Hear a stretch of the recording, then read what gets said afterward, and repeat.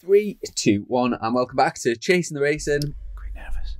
Oh, I love it how you've started off this episode with that. That is the best way of doing it. Duncan Vincent, Uncle Dunk, as he's known on the streets, is nervous about doing podcasts. I absolutely love it. How are you doing, son? I'm good. I'm looking forward to this because the subject matter that we have tonight is... I gave him a nickname and I think it's stuck and it goes pretty well. So I'm looking forward to this. It'll be good. Would you like to introduce our guest? Go for it. I would love to because I'm only here part-time. I don't do very often. When Chris Sheridan's too busy. That's because he's late all the time, to be honest with you. You know what I mean? So he's got other commitments. There's a reason why I was late, though. I was late because I came straight from the commentary box. I had to get a little bit of dinner. But that's not about me. It's about the subject. The subject is none other than a man who finished... No, we're not going to go down that route. We're not going to say that. The subject is a man who first caught my eye a couple of years ago when he stepped up into the Pirelli National Superstock Championship on a Kawasaki for his first year. He was so young. He still is so young.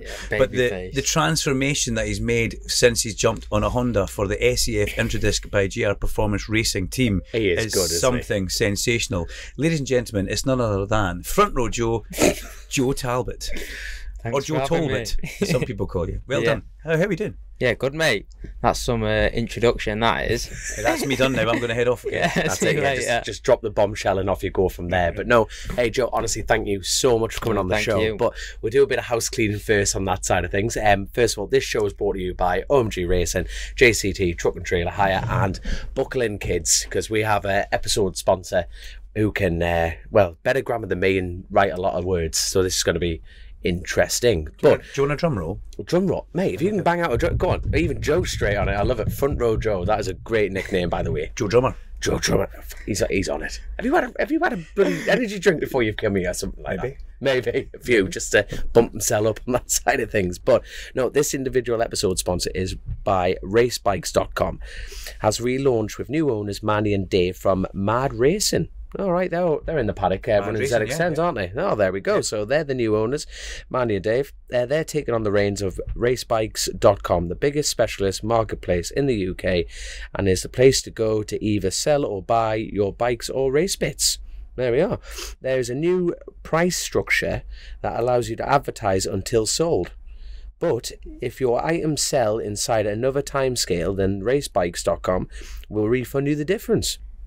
That's one way of doing it. There you are. No messing about on that side of things. That's mad. Now they're in the paddock already, they're not? Yeah. Mad Kawasaki in the Mad Academy. Yeah. Mad Academy. A lot of madness going on here. I love it. Absolutely love it. But no, hold on, there is more. Why advertise with racebikes.com and not Facebook? Well, you spent a small fortune on your race bike and your race needs, and you really want to showcase it so you can get the money you want for it. Racebikes.com has over 65,000 followers on Facebook and will list on Facebook sites for you anyway. We are offering a discount code, 40% discount in September if you use the code CHASIN40. And that's not with a G, that's how you spell Chasin the Racin. In the Geordie accent, you've got to say it with us, Chasin40. But there we go. But thank you so much for being our episode sponsor. And let's get stuck in to Joe Talbot. And you've got some exciting news that we're going to... That sounded really...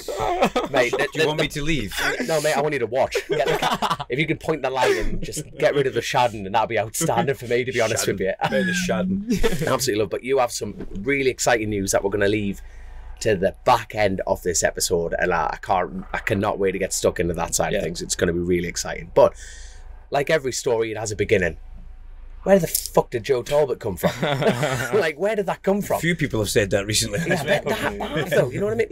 Like a few facts and figures, but you're going to fill in the gaps. But your first year in Stock 1000, even though you were competing in BSB prior to that, you finished 20th. Is that right? Yeah, probably. Yeah. And then I love that. And then the following year, you finished 4th. Yeah. Now that is a huge, compliment to yourself on that side of things. Going, fucking, that is a huge learning curve to go from 20th in the championship up to 4th, and now you're battling for the lead. So that's a bit of a context behind Joe Talbot. But like I say, let's go back to the beginning. What the hell's your backstory? Bar nice teeth and a good dentist. Yeah, fucking hellish dentist. Stunning teeth, aren't they? Yeah. Let's see. Yeah. Beautiful, mate. Beautiful. Good jawline as well. I don't do you want to leave. Love it. Absolutely love it. So yeah, where did it begin? Like, where did motorcycles begin for you? Motocross fields, basically. I grew up motocross as a kid. My first race was on a 65. but I used to have an auto. I used to ride around fields with my dad teaching me, and then I went into a 65, raced that, and then What age was that then? 10, I think. That's quite leery, Yeah, you know, 8, for an 10. all-rider, you know Yeah, what I mean? 8, 10, something like that, yeah. Then 65, tuned that to death. Then we went to small wheel, tuned that to death. So, and then we went big wheel, and that. But whilst doing all that, I had 3 knee reconstructions on my left knee, and I never fell off. Obviously, fall off now again, but when I injured myself, I didn't fall off. I just put my leg down, and obviously it twisted my knee. So I feel like when I was young as well, it must have been weak. Yeah. So once I did it once, I then did it for 3 years on the bounce. I did it every Easter. So it got down to the 4th Easter, and I was just like, I'm not riding this weekend. Yeah. So it's just coincidental, but that's where it started, mate. Racing in motocross, going every weekend like we do now. But motocross fields in a Sprinter, and me and my brother and my dad all went. My brother raced then at that time, and Older or younger brother? Older, sorry. Older brother, right. So he had a crosser before you, and it just went from... Yeah, exactly. He was always like the category above me. I never got to race like big bikes at motocross. So I raced 85, big wheel was the most I ever raced. All right. But my brother got into like the 250 class and whatnot. So, Yeah, okay, proper right. big banger, yeah. Yeah, my brother was good. Does he still? No, I don't. He's just stopped it completely. Does he help you out? Yeah, he's here this weekend on the spanners and whatnot, and he's not normally here, but he's normally working at my dad's business and running that. Do you remind him that at every Christmas? Going, remember when I used to follow you and now you work for me? Yeah. Does that get propped up every time? Well, better not. He just won't turn up one day. He'll just go, sod yeah, I'm not turning up. I tell you what, like your family business. Yeah. So what family business is that? Dad's got a garage. All right. So yeah, he's got like an MOT garage, and he van sales as well. So that's what we do. And my brother runs that, and my mum's got her own business with her family. So. And what's going on? Give your mum a shout out on that. Yeah, my mum. Don't plug his mum. It's a bit of a Jesus, Duncan, man, it's a family show. It's a bit of a strange one. Change the topic quick. Yeah, thanks, mate. My mum sells edge banding, so on the table, obviously you got the edge. Yeah. Weird. Weird. I don't understand it. No, I've never really got into it. To be fair, I work at my dad's place. So Yeah. That would be it. Are you hands on tools and things like that? Bodywork, I do. Oh, do you? Yeah, Okay. a bit of spraying and whatnot. Bit of rubbing down, Catalloy, Gardner, where you go. Bit of pulling, and then You do a bit of, hang on. You do a bit of pulling. Yeah. That's true. Can we quote you in that? yeah, Just cut that Pulling out. Put that. or tugging? Sorry. bit of both. Yeah, okay. So are you a trained coach builder? Is that what you do, or are you self-taught, or what you do? Self-taught, to be fair. The lad who works at my dad's place, shout out Al. He's taught me everything I know, and the bodywork side of things. I give it a go now and again, but obviously my main focus is racing. So Yeah, absolutely. That is a hell of a skill for a bike racer, though. Fixing your own fairings. Well, it's good, isn't it? It saves a bit of money. Spray my own fairings now and whatnot. Yeah, Do you spray your yeah, my race fairings now. There, I Do you spray charge them, Big yeah. Joe back? Oh, yeah, should do. Good luck with that one. Yeah. Sometimes when you crash and you see it, and then you go, "Oh, you can repair that, can't you, Joe?" And you're like. And you got fiberglass everything back together. You're like, no, it's knackered, mate. It needs binning. Yeah. But no, I spray all my fairings that I race on. That's good. Yeah. I tell you what, I heard, now I'm going to go straight in there with the personal questions. Ooh. I heard a fantastic rumour, and I'm praying to God it's true. I'm praying to God. Someone told me your granddad invented the soft close drawer. Yeah. Is that true? Nah. Oh, damn it. I don't be already in Superbike class if he invented them. All the money he should have. I like the way you said that there. Yeah, Mate, that is such Who a told you that? I can't remember. It was Was it in the bar? No, it must have been. But I tell you what, as far as like rumours go, that is the most creative rumour. That's like saying your dad's Mr. Blobby. Like, shut up, man, I'm telling you. But the soft close and drawer. Yeah, that'd be cool if he did. How many times have you heard that then? I've never heard it, to be fair. Well, you have now. I'll ask you. I'll get Larry to ask you tomorrow, right? Yeah, that'd be great. You know, I quite like a soft closing drawer. It just takes the aggression out of it. You know, when it goes in fast, but then it just slows down at the last bit. You're like, oh, Yeah, Nah, it just my takes the Angela romance. likes them. My Angela lives by them because when she's in a bad mood with me, she slams the drawer or the door, Tries but to. it goes really fast towards it and slows down. I think it makes the whole thing worse. But that's a bit random off topic. Sorry, Angela. Sorry. It's all about Joe here. It's about Joe. I remember when I first heard the rumour, because I remember asking, oh, who's this Joe Talbot? Because the first time I ever saw you at a race meeting was Anglesey with Thundersport. Right, And you rode round the outside of Phil Crow. And you were on your ZX 636. Yeah. And you just elbowed I remember out. that weekend, actually. It was really hot, I wasn't bet it? Crowy does as well. It was just, I'm like, what the? A summer's day in Anglesey, can't beat it. I love it. We got that weekend, the track temperature went up to 60 degrees. I remember, like, Do you remember that? mate, It's unreal. It's like a little holiday, but you're racing bikes at the same time because the beach is only 2 seconds away, isn't it? So, yeah, good weekend. 60 degrees track temperature. That's a bit of a dream, that, isn't it? Yeah. But maybe that's too hot. actually. Anglesea's an underrated circuit. It's so good. I love it. It's a shame we don't race there. It just needs to be a bit bigger, I think. But if you're a track day in, I'd definitely go say ride Anglesey. It's really good. And in the wet, it's probably the grippiest track in the wet I've ever rode. See when you Really? went past. and that includes Thruxton. Oh, mate, not Thruxton. No, just it's That's like, different from anything else again. Yeah. See when you went past Croy, did you tap the seat unit on the way past? Been the last thing you ever done probably if you did that. well, would be and all, but it's like because your lap times are like the same. It's like now I think the lap record in the 600 and the big bike is like nigh on. Is it? exactly the same because it's such a physical track, isn't it? Such a physical track. There's two layouts of it as well, isn't there? There's the coastal and there's the long burst as well. Yeah. Yeah, Coastal's better though. I had the shorter one. The shorter one with the flip at the end of it, yeah. Better, Yeah. because the national one's just like a straight line, hairpin and a straight line again. It's wank. That's what it is. Yeah. It is 100%. They've just added that on. Now, I'll tell you what, like, as far as the track's concerned, now, say the infrastructure was all there, like, as far as, the access, if you could put BSB there, how dangerous do you think it would be?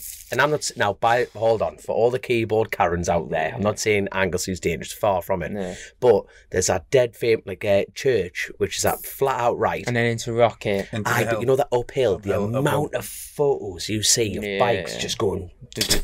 Yeah. Yeah, I know that's a bit of a scary thing, really, but It's a worry, isn't it? Because they put these bits in. Like we saw this top rack last week. yeah, They put a bit in there to stop the bike going across the And then track, hits but it. then you've got to think about the rider going towards it. How is Top? I might sound like you're going for dinner with him later on. Yeah, me and Joe are actually. Were you not invited? No, definitely not, mate. sorry, It's Top Rack. It's definitely not inviting me, is it? No, but how is he? Is he out of He's the okay, champion? is he not? No, is he not okay? I heard that he punctured a lung, but he didn't break a rib, so I don't know if that's how possible. Oh. But I think he'll be alright. Jesus, whip. He'll come back, won't he, next weekend and just smoke. I didn't smoke him, yeah. I With know. one lung. I know. Which would be worrying for Top Rack, isn't it? He can't do it. Like I know. it's really good. I know we're jumping off your story for a second, but like, where is he in the championship at the moment? He's still Oh, leading yeah, it, yeah. yeah. But like a country mile or?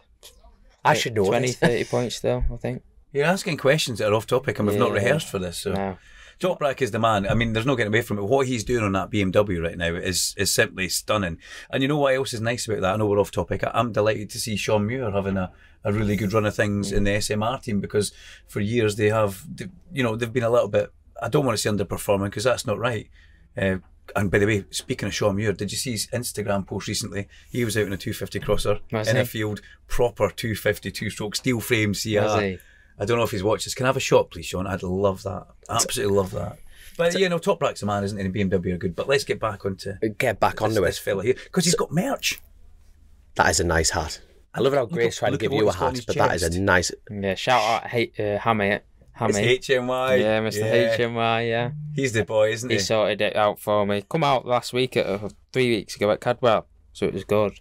That is nice. Yeah. Do you have any in double XL for me? Yeah. Double Of course, XL. mate. Every size. Uncle Dunk, there's a lot to love. A lot of loving. Absolutely love it. I tell you what, hold on, let's go back. So I'm sorry, as we all know on this show, it's 100% my fault for diversing on the other things, but I know, it's all right. Yeah, No, anyway, I can't even use Went into a English. cul-de-sac, I think of it as, and you can't get back out of it. There is that. We're not getting back out of this one, but I stopped you at the 85 big wheel. So how old were you, and when was the transaction actually go, you know what, let's have a crack at tarmac? Because by the sounds of it, I think I had a full year out and not doing anything. right? And then in 2018 was my first ever time on a road bike, 390. Did anybody say you've got talent, kid. You should give this a shot. Did anybody come up to you and say that? No, just my dad saying give this a crack. Oh, Really, okay. yeah.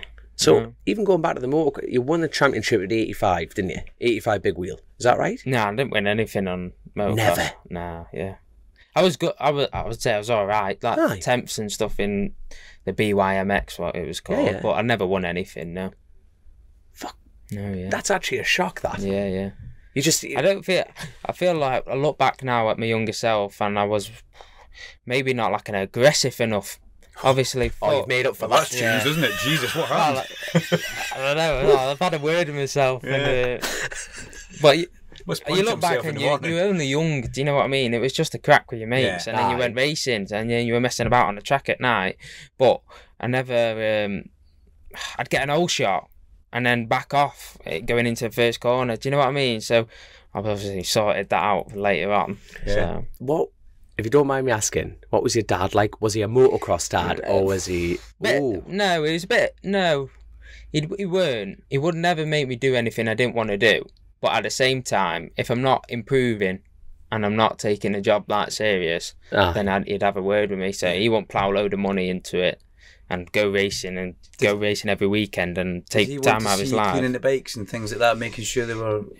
I'm not allowed to. I clean them. I Yeah, clean my yeah. bike, and I still clean my bike now. But as soon as we go to putting stuff together, I'm not. Is it best you don't? Yeah, Yeah. Unless it's fairings that's and why I bodywork. do body work and not a mechanic. Do the final touches to make it look pretty. Yeah. Yeah, all right, I can like that. That's good. I can go with that. So you didn't... It sounds brutally like it, but... So you didn't succeed at motocross. Your brother, Yeah. your brother stepped up. And how good was your brother? Yeah, my brother was good. I think his best result was a third in a 250 class in the British. Yeah, So at that, one race, yeah, he got a third. So yeah. so in the family, I'm like, what I'm trying to like that. In the family home, Don't say it. Yeah, but he's probably a better motocrosser than me. Yeah. you'd never say that to his face. Nah, That was difficult to see, though, wasn't Yeah, it? it was Yeah, I hard, could that see that. was. Did you see his eye twitching as he said it? Yeah, I hope he's watching this. Just leave a comment. So, what's your brother's name? Ben. Ben. You know what to do. So leave a comment. It's got to be done. Tell us the truth, Ben. Leave it below. Did you smoke him? Yeah. But that's really nice. Let's talk about the transaction then. So at what point did you and the family come together and go, let's have a crack at tarmac? 2018. So I was obviously had the year out of what I can remember now. And my dad went track day in, took my brother because at this point he had enough of motocross as well. Right. And he said he's had enough of it. And then he went Did your dad ride there? Did you just say that your dad went track day? just track days, yeah. Aye, okay. But never raced, your dad? No, Right. I think he did a few fun supermoto races, but he was never like a racer. No, just track days and stuff. He'll still tell me that he can outbrake me though. Oh, man, it'll be faster than you, at some point, yeah. What you want to do, son, is this. I think his fastest round here was a 48 or 49 on a track day. And I think I've gone quicker than that in the wet round here.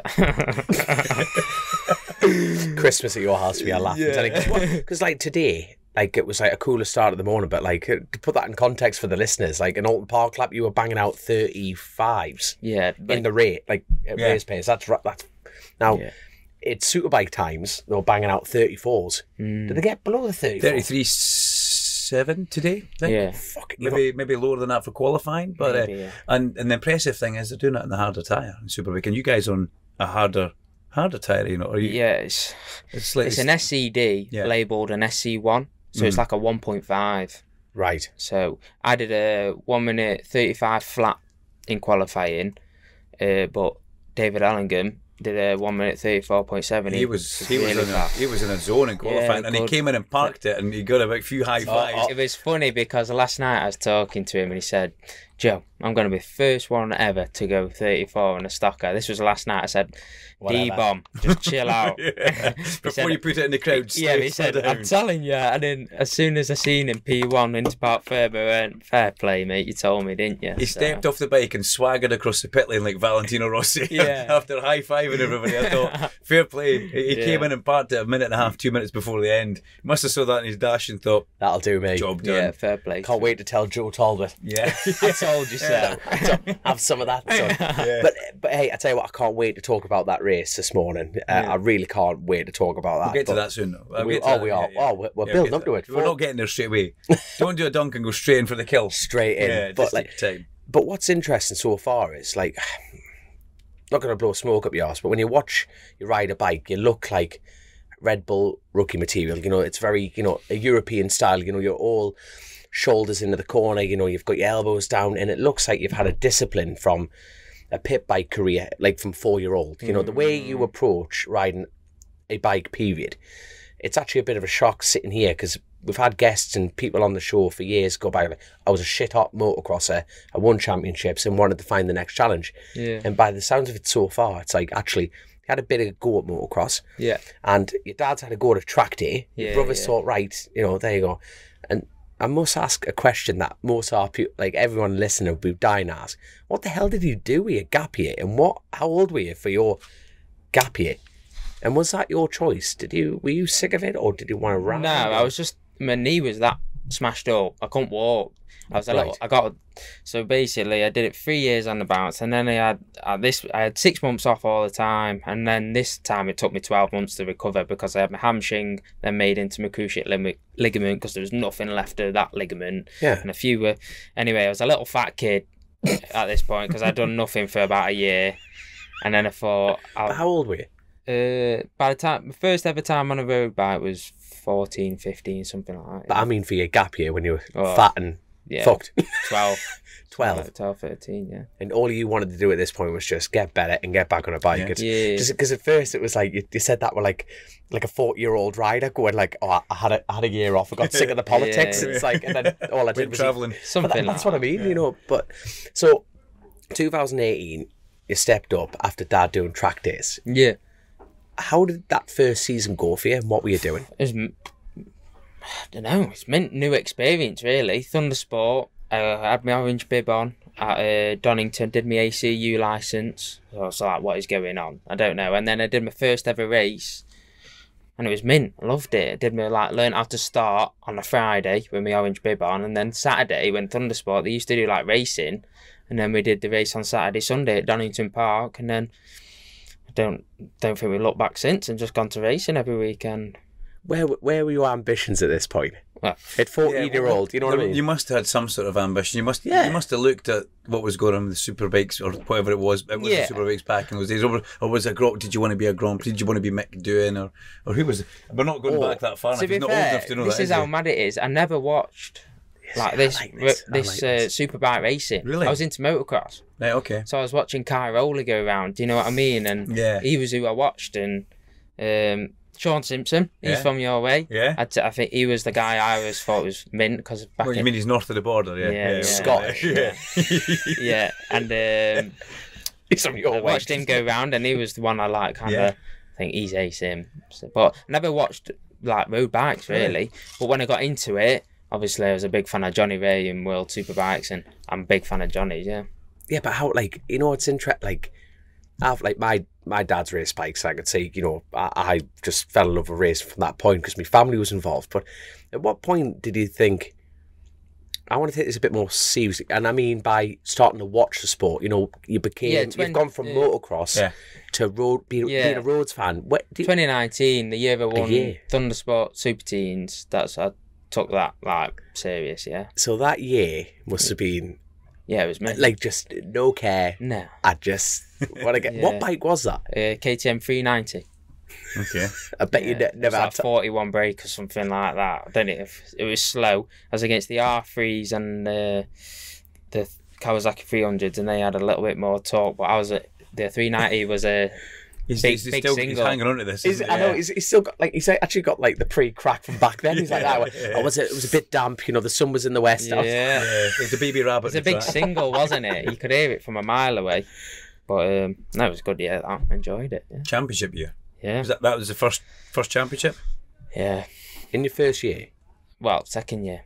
All right, so your first So year. 2018. Yep. And then 2019, I won it. Yeah, 2019 you won it, but I want to go back to that first year because, like, the thing is, I feel like every sport you're trying to replicate that first love. Yeah, yeah. In anything in life, you know, and you're just sitting there going, "Oh, this is amazing! I want to do it for the rest of my life." But where did you? Because at that point, you didn't give a shite. You just wanted to ride your bike. Your dad's there, chucking tyre warmers, doing everything. Where were you finishing, Joe Talbot, at that? And you'll remember, man. Yeah, my best result was second. Becky tells Oh, fucking hell! All right, straight in there, second. Yeah. So now we're talking in class or overall in Thundersport. Thundersport Super Teams, yeah, second, yeah. In the wet. Love the wet, don't I? That's where I like the wet from. Yeah. So good. hold on, it wasn't. You weren't shite. You were straight in. Do you ever think he would be shite? No, but asking like, that question. I mean, look at the guy. And look at him on track now. No, but at this point, you know, he's been shit on a motocross bike. He just, you know what I mean? He's got a shit knee. He's got a shit this, a shit that, and then suddenly, like, he wouldn't be here if he was shit. No, I'm trying to get in the timeline here, okay. Uncle Dunk. Dom's timeline. I'm telling you now. So, but at some point, shite became good, and it's like in his first season, your first like couple of races, you were straight up on the box. Yeah, something about that. I can't. It's a while ago now, mate. You can remember, Fuck and off. don't be shy. Tell Uncle Dom and Uncle Dunk. It's fine. This is all about you. You don't have to be shy. No, I can't remember. The best result I got was a second. And that was your the first year of racing. Yeah. And that would spur you on because that gives you a little feeling that, wow, God, I'm actually okay at this. Yeah, exactly. Roll on 2019, pick up a championship, and then everything stops for 2020. Was it not? Well, I went ZX6 first ever year in the British Superbike Championship on the Stock 600, but obviously we got that half a year, didn't we? Yeah. 2020 year, and then. It was a strange year. Yeah, it was. Obviously, I didn't know anything. I've never been in a paddock when this was when no one was allowed anywhere and masks was on and not many people come and watch, did they, because of COVID and stuff like that. So I just thought that was normal. And then 2021, all of a sudden, everyone's here. I'm like, oh, whoa, this is a bit lot of people watching me do this now. Yeah. And then 2021, second in Stock 600. Yeah, I lost the championship by, I think, a tenth or 2/10 of a second to Jack Nixon. So he just beat me to the line. Brands Hatch? Yeah. Yeah, I remember it, yeah.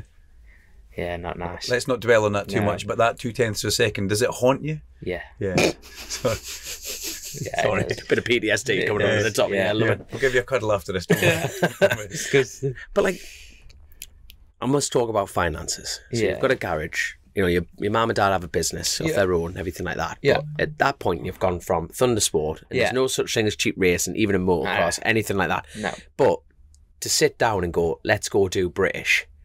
As a family, how did that? Can I ask? How did the family cope with that? Especially with the business side of things, because you guys are away Thursday, Wednesday, Thursday, Friday, maybe. Exactly. What I'm asking is, did they enjoy it, or was it stressful, or from your point of view? I feel like if they said they've got to somewhat have enjoyed it because they still wouldn't be helping me do it now. Exactly. Do you know what I mean? But at the same time, my mum and dad are like really, really everything for the kids type of people. Do you know what I mean? So my dad puts every bit of penny he's got into me and into my brother. But obviously my brother now takes on that, looks after that, and my dad still plows all his money, and my mum plows all the money into racing.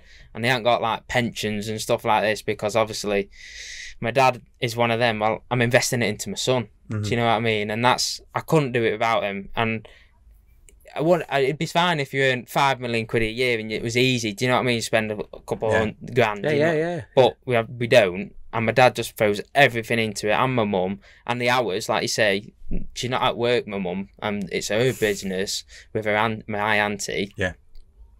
So they have to do hours, and then my mum obviously, I know she works for herself, but she's having holidays off basically, not at work. And then I couldn't do it without him, definitely. No. And they've got me to this point, if that makes sense.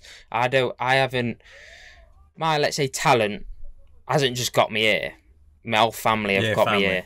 Definitely. You've got to have that. You know, you can have so much talent, but if you don't have the drive behind you and the support in the background, your talent's only going to go so far. And even at this level I'm at now, like fighting for Stock 1000 Championship, them morals and my dad putting everything into it. Yeah. Well, I can't finish here on Sunday and not train on Monday. Do you know what I mean? Because my dad's putting every penny he's got into me, and I've still not made it yet. So until I'm earning 100 grand a year to ride a bike, I've got to carry them morals and keep on trying out. And even when you're getting 100 grand a year and you're in a proper superbike team, you'll still be trading on the Monday because that's going to drive you forward again. Exactly. Yeah. So good upbringing, that, by the sounds of things, and so much support from your family. Yeah. And I think that's key for and you see that with a lot of people in this paddock, the mums and dads that put in the time, the effort for their children, and I think that's good. Because Like you're 20 or 21. 20. Do you feel that pressure? Yeah. You've just openly talked about that, and you've just said to us and said everyone listening, just going, the family have put everything into you. Yeah. And you just No, definitely. and you're sitting there. It's not overconfident. It's not smart going, well, I know what's going on. It's like you actually have that repayment in your eyes. It's class. I want to like finish the year as a stock 1000 champion and go, here, mum and dad, cheers. Do you know what I mean? That's the dream. But you try not just think about that because I've got to take race by race and stuff like that. But that's the dream. It doesn't repay him, but to me it does. Do you know what I mean? Yeah, because it's a thanks. Look, we've got the championship and a big championship. And it's not an easy championship. No, not at all. So, the strength and depth in your championship, honestly. If you looked at one that you wouldn't want to do a wild card in, Dom, it would certainly be that. I mean, there's quantity, but the quality is so strong. You're talking right back in the 4th, 5th row. Yeah, exactly, and it's cutthroat as well. Like everyone's aggressive in it, and everyone wants to do well. And like you say, the times are all so close. And then every year, I feel like Stockfile is one of them classes that improves a lot each year. So yeah, it's an hard championship to win. But when you can I? No, go. When you first stepped into this championship, I mean, how much of an eye opener was that for you? Because you come for the 600, which is a nice little bike to ride, really, isn't it? The 600 feels nice. It goes where you want it to go, and it's not going to pull you apart. Well, I've gone from stock 600, winning a few races on the podium and a lot of times, and then you go down into where you said at the start. I finished 20th overall. I think I got 20 points all year. Yeah. But the first time on a bike, like you were saying about the depth of the field, to even get a point in any championship at BSB is people don't realise. Absolutely, yeah. How, like, to get 20th is impressive. Yeah, and it was hard for me because I went from like an 18th one race to like maybe a 16th, just knocking. Then I'd get like 14th at Snetterton, I remember, and my best result was 9th at Knockhill. Ah, good, like that. And go for that. You've kissed ass. Look, he just let it in going, there you are, Duncan, that's for you, son. That night there, you get your and then I'll go for but that's how, because it was a learning year, I'll go from 9th at Knockhill to then let's go Brands Hatch at the end of the year, and I'm 18th again. Do you know what I mean? But now I look back at my career, that ZX10, I learned a lot. Yeah. Obviously, it wasn't stock 1000 spec, it's not the best bike. And I think it did me a world of good, really, riding. But you were 18 on that? 18 years old on that. You know, you were 18. I remember coming into the tent to see you and Joe. You were on that bike. I think Sammy Laffins, your teammate in the Stock 600 that year. And, you know, and you were a nice guy. This was when I first came into the paddock. And I remember coming in to visit you guys and thinking, that guy's 18 on that. That bike's far too big for him. And I remember watching you thinking, impressive. And you can always see when people have got something. I speak with Darren Fry a lot. Yeah. Darren Fry's a fan of yours. Yeah. I can tell you that. Right? Far and Dry, who's been on this podcast with us. He's ace, and I'm a big fan of Darren's. Yeah, I bet you are. You're saying all the right things. No, I'm a big fan of Darren's as well. But we speak about riders and what we see, and he comes to the commentary box and stands in boxes with me and has a look. And you're somebody that caught my eye a while ago, and I know you've caught his eye as well, because you've got the style that Dom says. You've got the right style, you've got the right amount of aggression, but you've got so much speed. Yes. You know, and we're not wanting to blow smoke up your arse and that, but it's, you know, I don't get to see enough at a race weekend. You go past me like, and then you're gone. Yeah. And I hear you talking a mere to Larry if you're on the podium. That's really it. So it's nice to get to spend some time with you. But I'm impressed with what you did. I was impressed with what you did in the ZX10, big time. Yeah. But when the change happened to that team with Big Joe, that was a massive seismic step for you when you jumped onto a Honda the following year. Yeah. Can we briefly talk about who's Big Joe? Joe Richardson. Yeah. Well, this is Little Joe, front row Joe. I'm Little Joe. This is and he's front row Joe. There's Big Joe. So he's a JR. Yeah. So that's who JR is. Yeah. Right. So how did that come about then? Was it like, when did that relationship start? Big Joe believed in me, basically. He ran. I finished the 390 year, and then I wanted to go into BSB but it was one of them where we was thinking, we don't even know what to do on like settings wise. Do you know what I mean? And we're going into a British Championship level, and Big Joe, we talked to Big Joe. He was running my mate Ben Luxton, and Big Joe said, "Yeah, come on, ride for me." He obviously seen something in the 390 year. He said, "Yeah, I'll gamble with you," and he took me under his wing. And then ever since, I think it's 5 years maybe now, I'm still with Big Joe. It's a good partnership.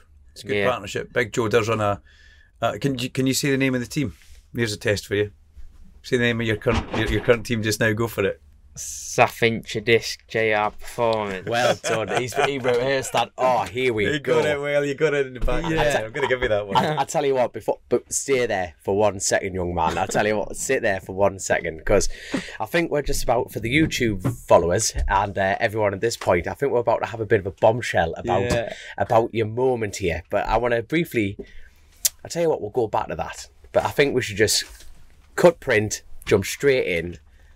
You have an incredibly exciting 2025 ahead of you, haven't you? Do you want a drum roll? I tell you what, I just feel like it depends on how you want to do this, because your future boss has just walked. Yeah. So it's either you either let him sit down, or you can say down the microphone what you want to do. And he's turned it with beer, so he's now my favourite, my team boss, without a doubt. I think he's got cake as well. Shut up, man. He's got something in the box. He's some boy. Some boy. Joe Some boy. Talbot, this is your moment. On you go. You tell us what we're doing. How do you want to do this? You go for it. I don't think he needs an introduction. I reckon he just comes in, Sits down. Yeah, Go for it. I'm he gives into like that a as blue well. steel look I at love the it. camera. So, ladies and gentlemen, for our audio listeners alone, you're going to hear from the man himself, his new Superbike ride for 25. Here he is. Put his mic on, sit him down, and tell the people. How are we, Kiddywinks? And that's Alan Gart. How are we doing, man? How are we doing? I tell you what, I mate, thought I should bring you a beer. what a But man. you've not brought a Absolutely bottle love opener. Well, if Dom hasn't got a bottle opener, I know that That is terrible. Racing bottle openers around. We have somewhere Dom's that. one of these skillful people that can use 2 bottles and open one. Is that an edge Don't in the do table? this, Oh please don't do my it. Jesus, Dom, man, That amazed him last time. it's horrible, isn't it? I like my teeth. I got my So, teeth. but audio listeners, as Dom was just saying there, he's just opening bottles of beer with his teeth. It's got to be done. It's got to be You can tell done. he rides at the TT, can't you? I mean, that just says it all. Rough as toast. Who else wants a beer here? I'm opening them with my teeth. Right, so let's crack on. I'm looking at Joe here. I'll stick to the gorilla. Yeah. I brought you some Love more it. Gorillas, There you go, but mate. I saw you got some on the table, so Love Right, it. so, okay, so a bit. Alan, you've just sat down. You've Yep. sat down here, and there's clearly a big bit of news as the peripherals come out as well. I have no idea what you're talking about. Peripherals. Peripherals is your vision. Love it. Love it. So you've got some jam down. But there's a big announcement here. But there must be some sort That's of. the news. That is the news. That is straight up the news. Is it all Oh, you changed? go. Yeah, go on. This is genuinely proper exciting times ahead. But I Looks feel nervous. like we're just gonna have to let Alan kick back, drink a couple of beers, because we're gonna go straight into it. Because now all our listeners will hopefully be going, right, "Fucking, mate. how did this See, come Joe, about?" staunch professional. He's not having a beer. Love it. Good boy. It's Straight- wonderful you came in, though. That's fine. Cheers. Love it. There you are. Oh, Cheers to the Dom. gorilla. Properly vile. Properly vile. Cheers. There you are. Mm. How are we, Joe? This show's just got a shit ton better. Yeah. Love it. Good. I tell you what, I feel like we've just properly cut you down there for the listeners jumping in and be like, "What the hell's going on?" We were just Yeah. talking Have you not about. already spoken about it?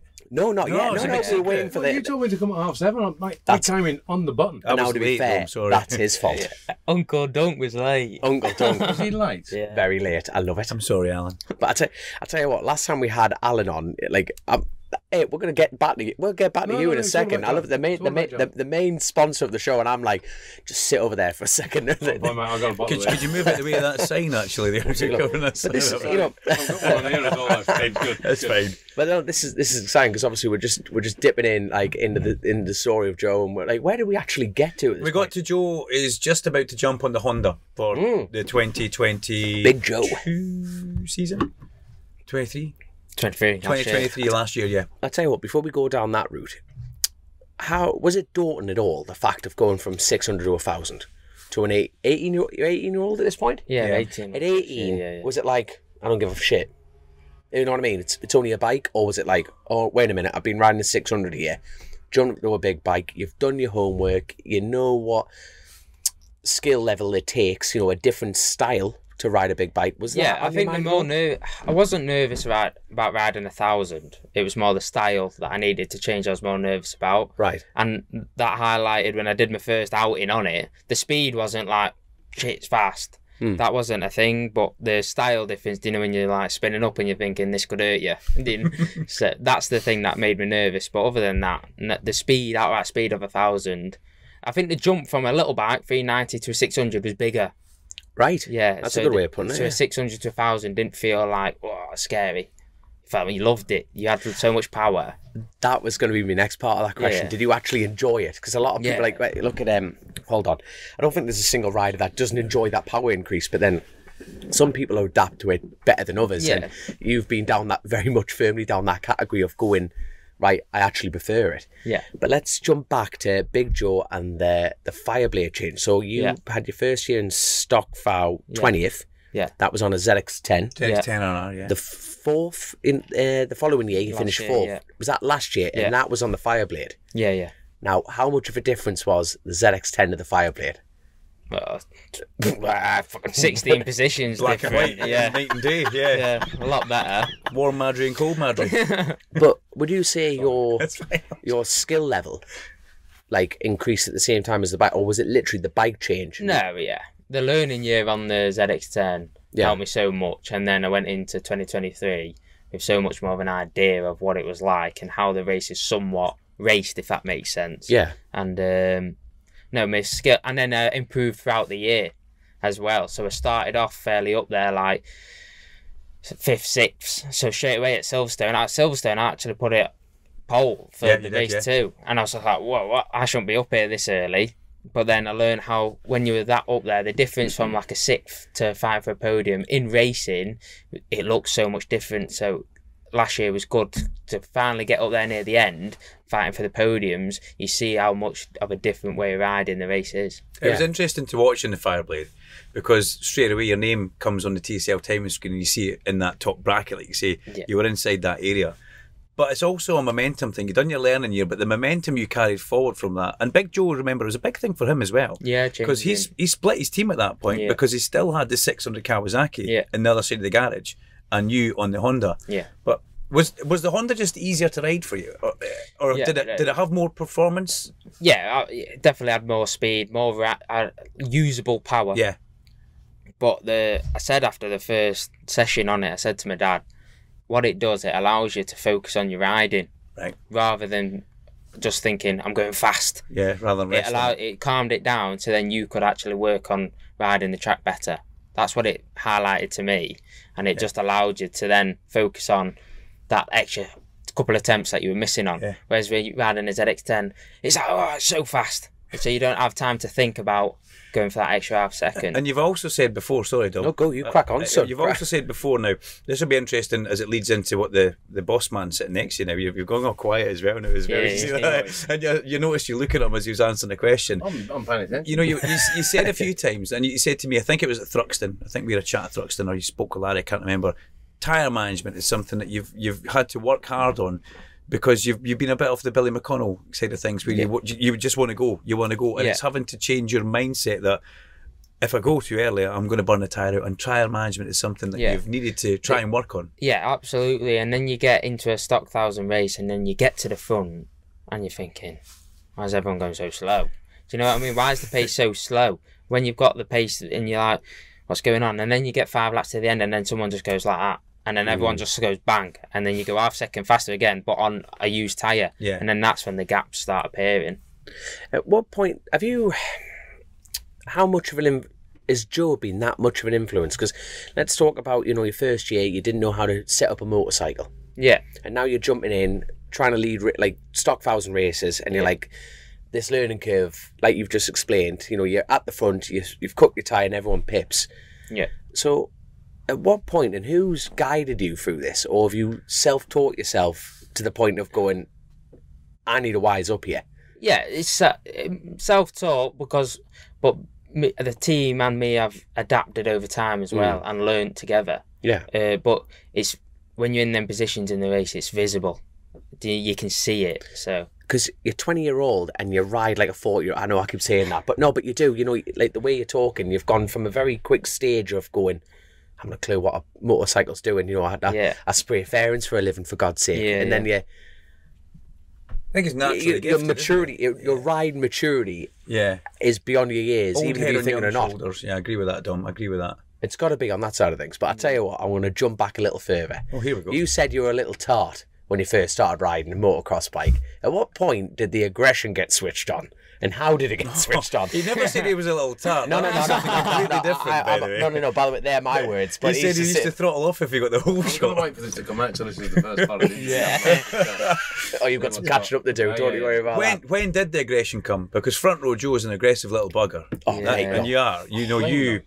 Yeah. Aggressive but clean. Yeah, aggressive but clean. Yeah, no. You've got to be aggressive. Aggressive but clean. You know, if there's a gap, you're in it. And you know, I'll answer Dom's question first, and then we'll talk about what happened at Knockhill earlier on this year when you almost won that race, and there was a slight thing. But you know, when did the aggression come from you?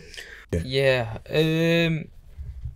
I'd say last 2 years, really, last 3 years maybe, jumping into Stock 1000. But you've got to be. Yeah, Stock 1000 has brought it out of me. I think possibly, I'll answer a little bit for you because it's quite common. Yeah. I think, is that when you go into a new class, a step up in class, there are guys in there that you've looked up to, and you sort of you have a little bit of deference to them. Oh God, no, I can't stand him up in the corner. I can't do this. I can't do that because it's so and so. It's whoever it may be, and you sort of after you, sir. Yeah, he's not got that. And a lot of people, but a lot of people, he did it first. He did. He did it first, right? You know, as a lot of people do. You know, you think well, I shouldn't be. Yeah. But you're there because you're fast enough. That's one thing for sure. Yeah. Oh, he is. And I like how you, and I watch you every race you do, watch you almost every lap you do because you're always at the front and I see what you do.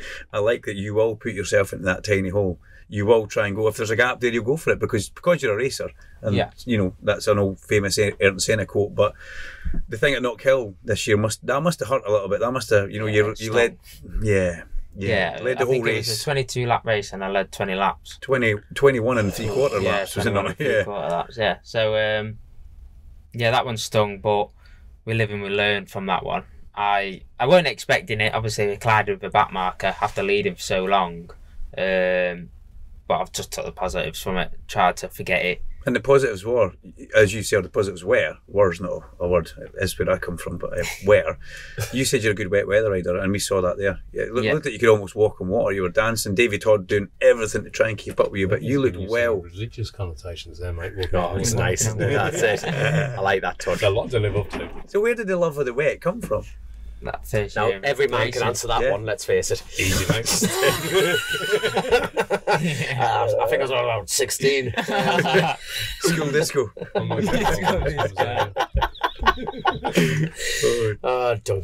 Duncan, you silly fool. I'm sorry. I'm just excited because we've got some. I mean, it's huge news. You know, this is big neuse sitting in front of us right now, Dom. This is massive. Massive news. What do you mean, what's that? You've just fresh signed peripherals and donuts, yeah. Have we actually announced what's going to happen yet? Because I don't think we did. You just came in and sat down. There wasn't an actual staying of where you're going to race in 2025 and who with. I'll say it if you want. Yeah, you. Okay, this young man, Joe Talbot, is joining OMG Racing as our third Superbike next year. Third? Not Pathway, full Superbike. So on the tyre management, he's probably got a little bit more work to do and get used to. You can do that in the off-season. Do that, but I think so. Yeah. It's a good boy. Congratulations, Joe.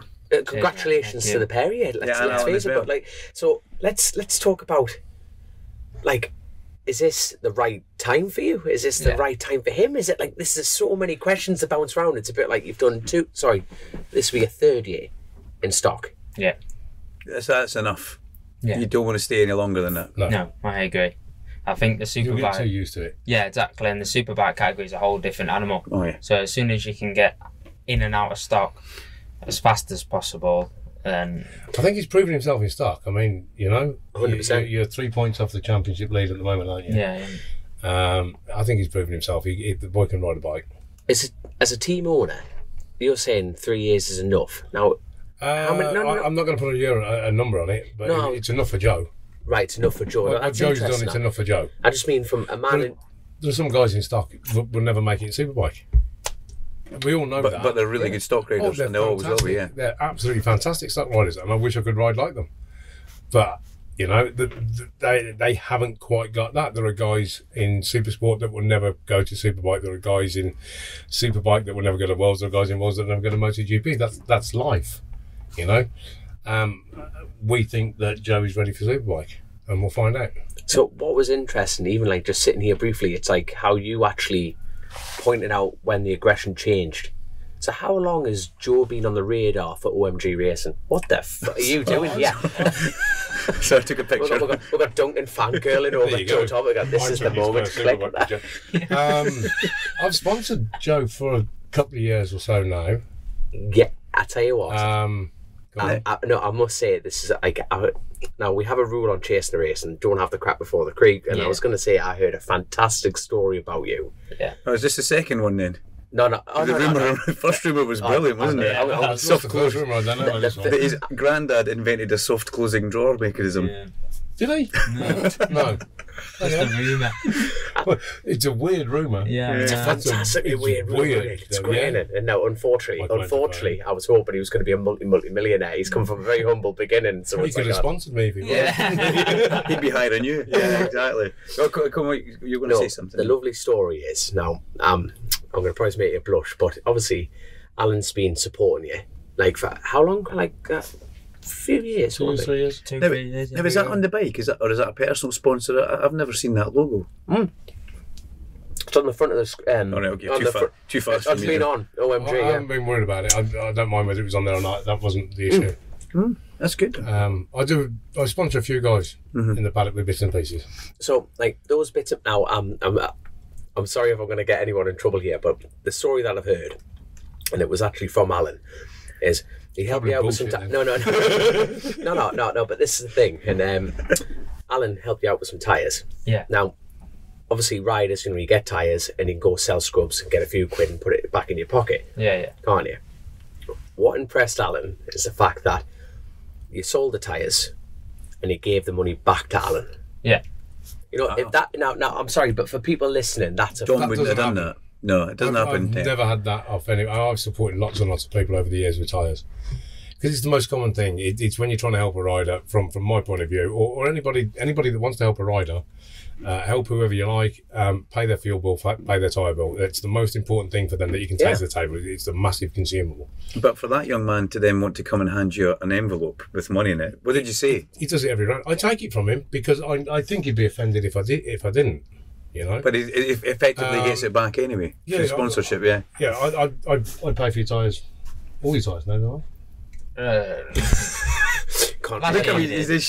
Last year you did. This year we're not doing the same. But the reason why I did the give him the that's why he hasn't given me envelopes of money. Give him the scrub money. Just thinking it's like morally correct, really. No, that's what I mean. That's the character of. Yeah. He's 20 years old, and at 18, 19, he's obviously gone with the attitude. Alan bought the tyres. They're Alan's tyres. I've disposed of the used tyres. I'll give Alan his change back. Right. So that sponsorship. He's the only one who ever has. You guys have done that for a while, right? So when did the talk come? Okay. Did you approach him? Did you approach Alan? I think we approached you, didn't we? Did you actually OMG? So you said it's time for you to go Superbike racing, Joe. It's a while ago now, isn't it? How long have we been talking about this? How long have we known? Since Brands Act. And what was that feeling like, Joe? Class. And you can say whatever you like, you can swear as much as you like. Really. Yeah. I met Paul and Alan rang my dad. I think it was Paul's Friday. intense, and I know you'll be listening to this. Right. Paul, like, you want to ride for us? Yes, I will. Hi, no problem. I think it was Friday. Don't hurt me. Friday night or Saturday night at Brands Hatch, and then we had like a meeting, didn't we, outside your hospitality? Yeah, don't ask him a question. We had a meeting outside their hospitality. I think for about an hour we chatted away, and then what I liked about it, we all shook hands and the deal was done. Wow. And that was July this year? Yeah. Because I first saw you ride a Superbike end of last year at the evaluation. You were on a path. Were you not on a? Yeah, you were on his on a bike. Pathway R1. Yeah. And then I said, cheers, Alan, for letting me let you go back. And then you said, I didn't even know you was on one. I didn't know it was on one of my Because bikes, Casey but O'Gorman rode it as well, didn't he? He got Yeah, dispensation, and I was impressed with Casey. But when I found out you were going out, I was like, and I stayed back and watched that, and I thought, it's coming. I knew then it was coming, and that was last October. Yeah. That is like. And it's all just done over a handshake, and that how you. That's fine. Yeah, that's fine for you. Yeah, and it's good to go. And the third bike's interesting. We'll probably do some paperwork so that something, but I don't need to do that. Yeah, the third If I say bike. I'm doing it, I'm doing it. That's an interesting Third bike, thing. yeah. It's in the same garage, same colours, or is that not? Yeah, Is that to be no. finalised? Third bike. Yeah, it's sort of. Have we done your 2-year deal?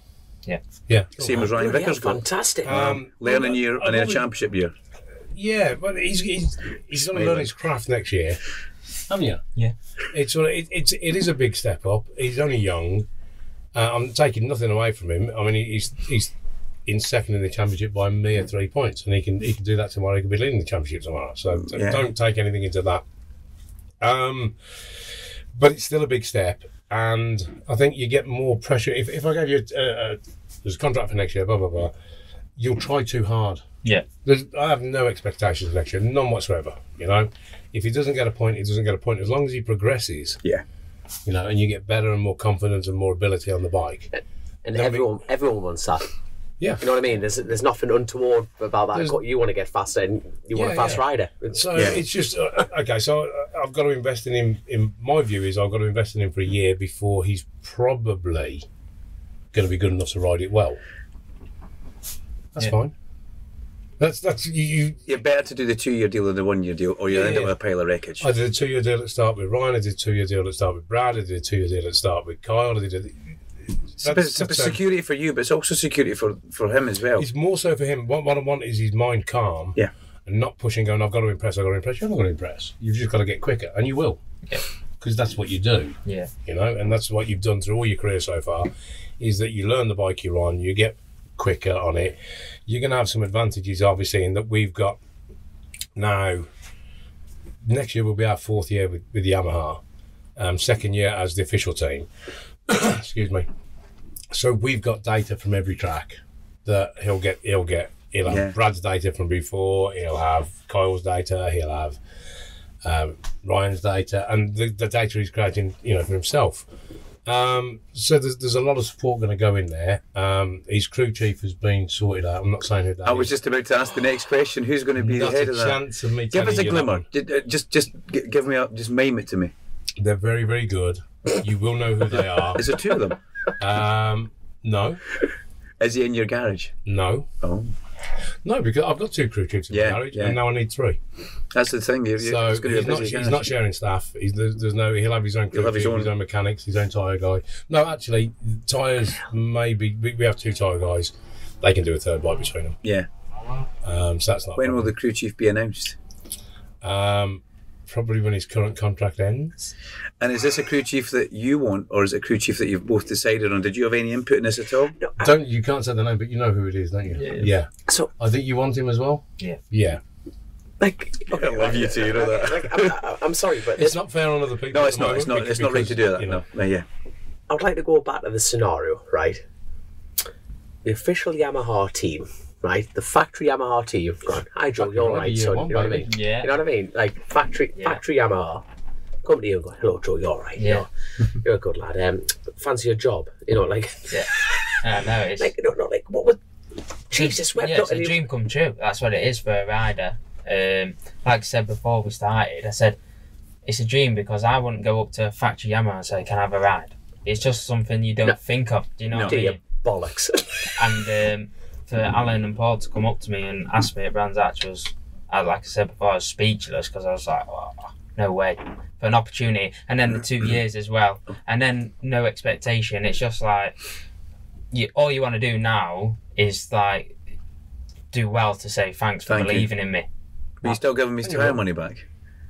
You still give him a brown envelope back. Might cost him a bit more on a Superbike. Might cost him a Might cost him a bit more on a Superbike, yeah. No, but even going back to the brown envelope side of it, it's just the fact that, you know, what's great is the fact that it's not a random team. It's not I'm trying to think. I don't know. This is the first time I've met you. You know what I mean? I don't know. Like, so Darren Fry. We mentioned Darren. Yeah. You know what I mean? Like, have you met Darren before? Yeah. I'm trying. Which team crew like have you not met?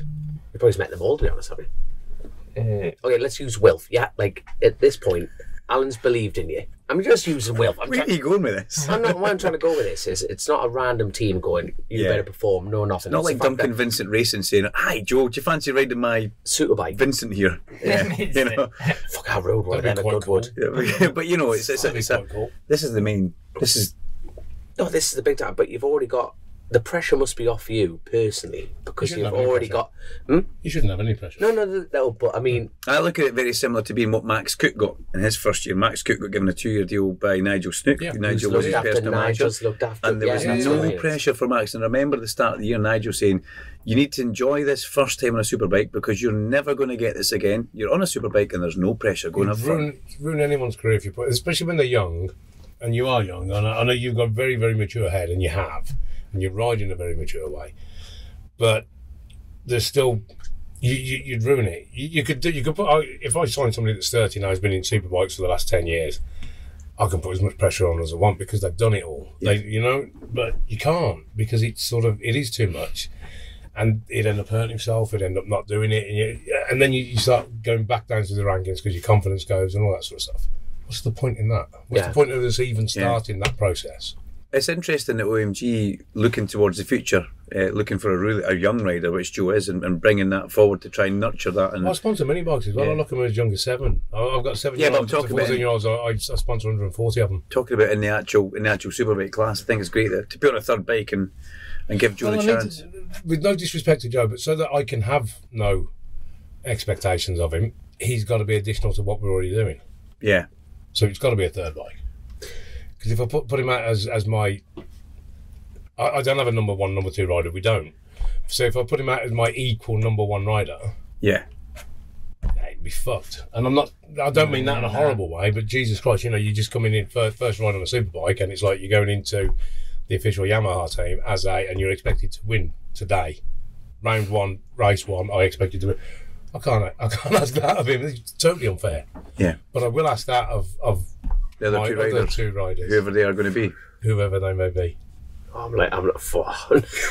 We can talk after this. Yeah. When the mics are off, there you go. But it's like I might tell you something in a minute.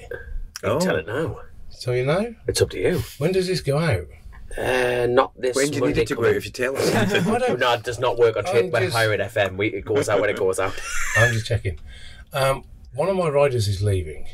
Oh. Oh, Oh, there you go. I said I'd tell you something. I've told you something. Carry love on. it. So one of them's buggering off. Must have a number 7 in his number somewhere along the line. Okay. There may well be a 7 involved. Yeah. Yeah. And that's what you're going to tell. That's fine. We're not going to push anymore. Another peripheral. He Sir? will. I'm waiting for him to. So is this person leaving the paddock or staying in the paddock? What do Leaving you the know? paddock? Leaving the paddock. Right. Leaving the paddock?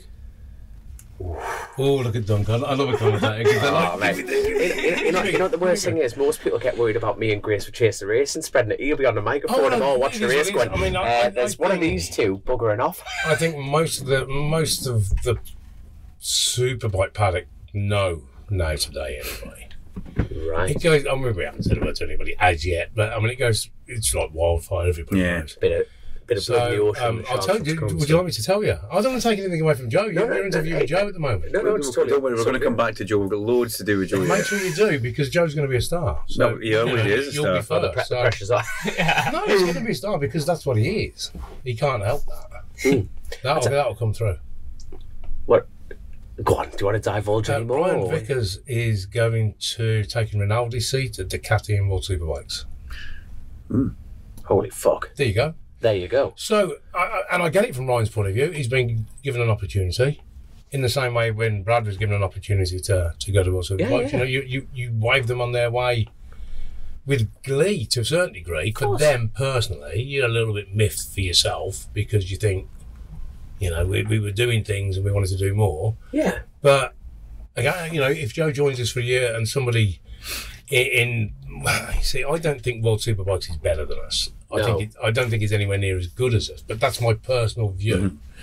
As a fan watching, you know, if you watch the race today, Have you talked about today's race? Have you? I don't know whether you've done yet. So Not got there yet. Okay. Not talked Superbikes yet. No. do you want me to? Do you want me not to say? No, because there's obviously Seriously. this is like where we're I know back it's in going on time. in a Obviously, week. Yeah. go So for it, people go will for know. it. Just So dive obviously, on.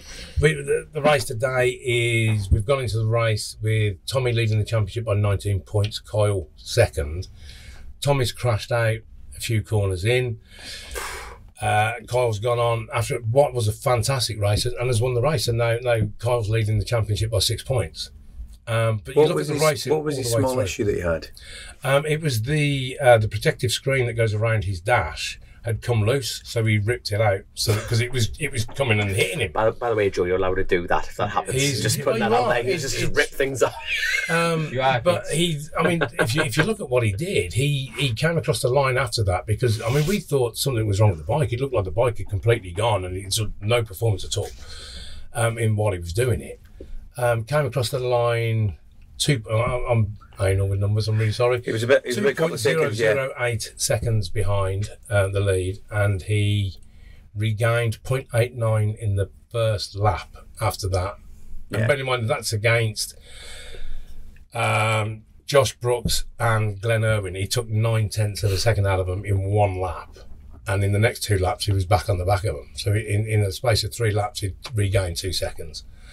And then went on to win. And I was looking at it from the point of, I said to Paul when we were on the pit wall, it's sort of, okay, he's lost that time. We know it's not a problem now, the bike's running again. We thought there was an issue with the bike, and you think, because the first thing you see is the bike slowing. You think, shit, obviously. He's catching up. And he said, okay, well, the first thing is he's got a nice gap ahead of him now. He can put a good lap in for tomorrow's first race. Which he did.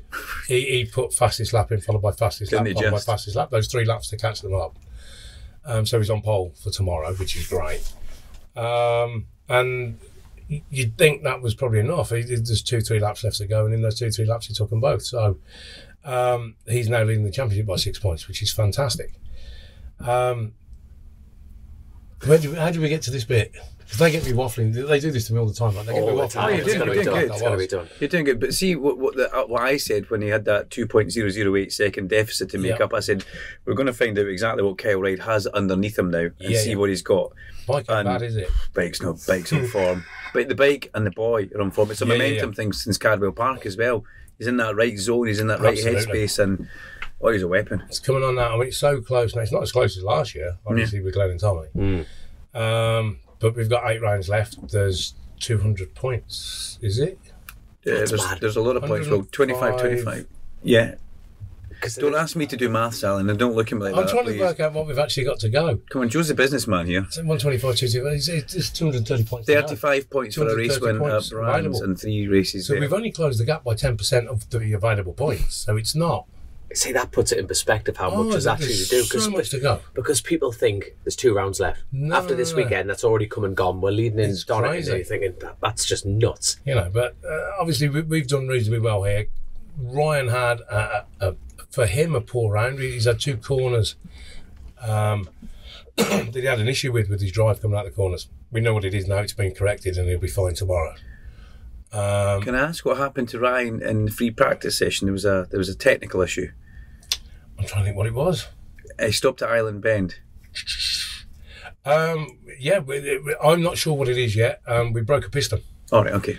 But whether it was a small end gone or whether it's a valve stock, we don't know. It's a rare failure for Yamaha. Yeah. It's the first one we've ever had.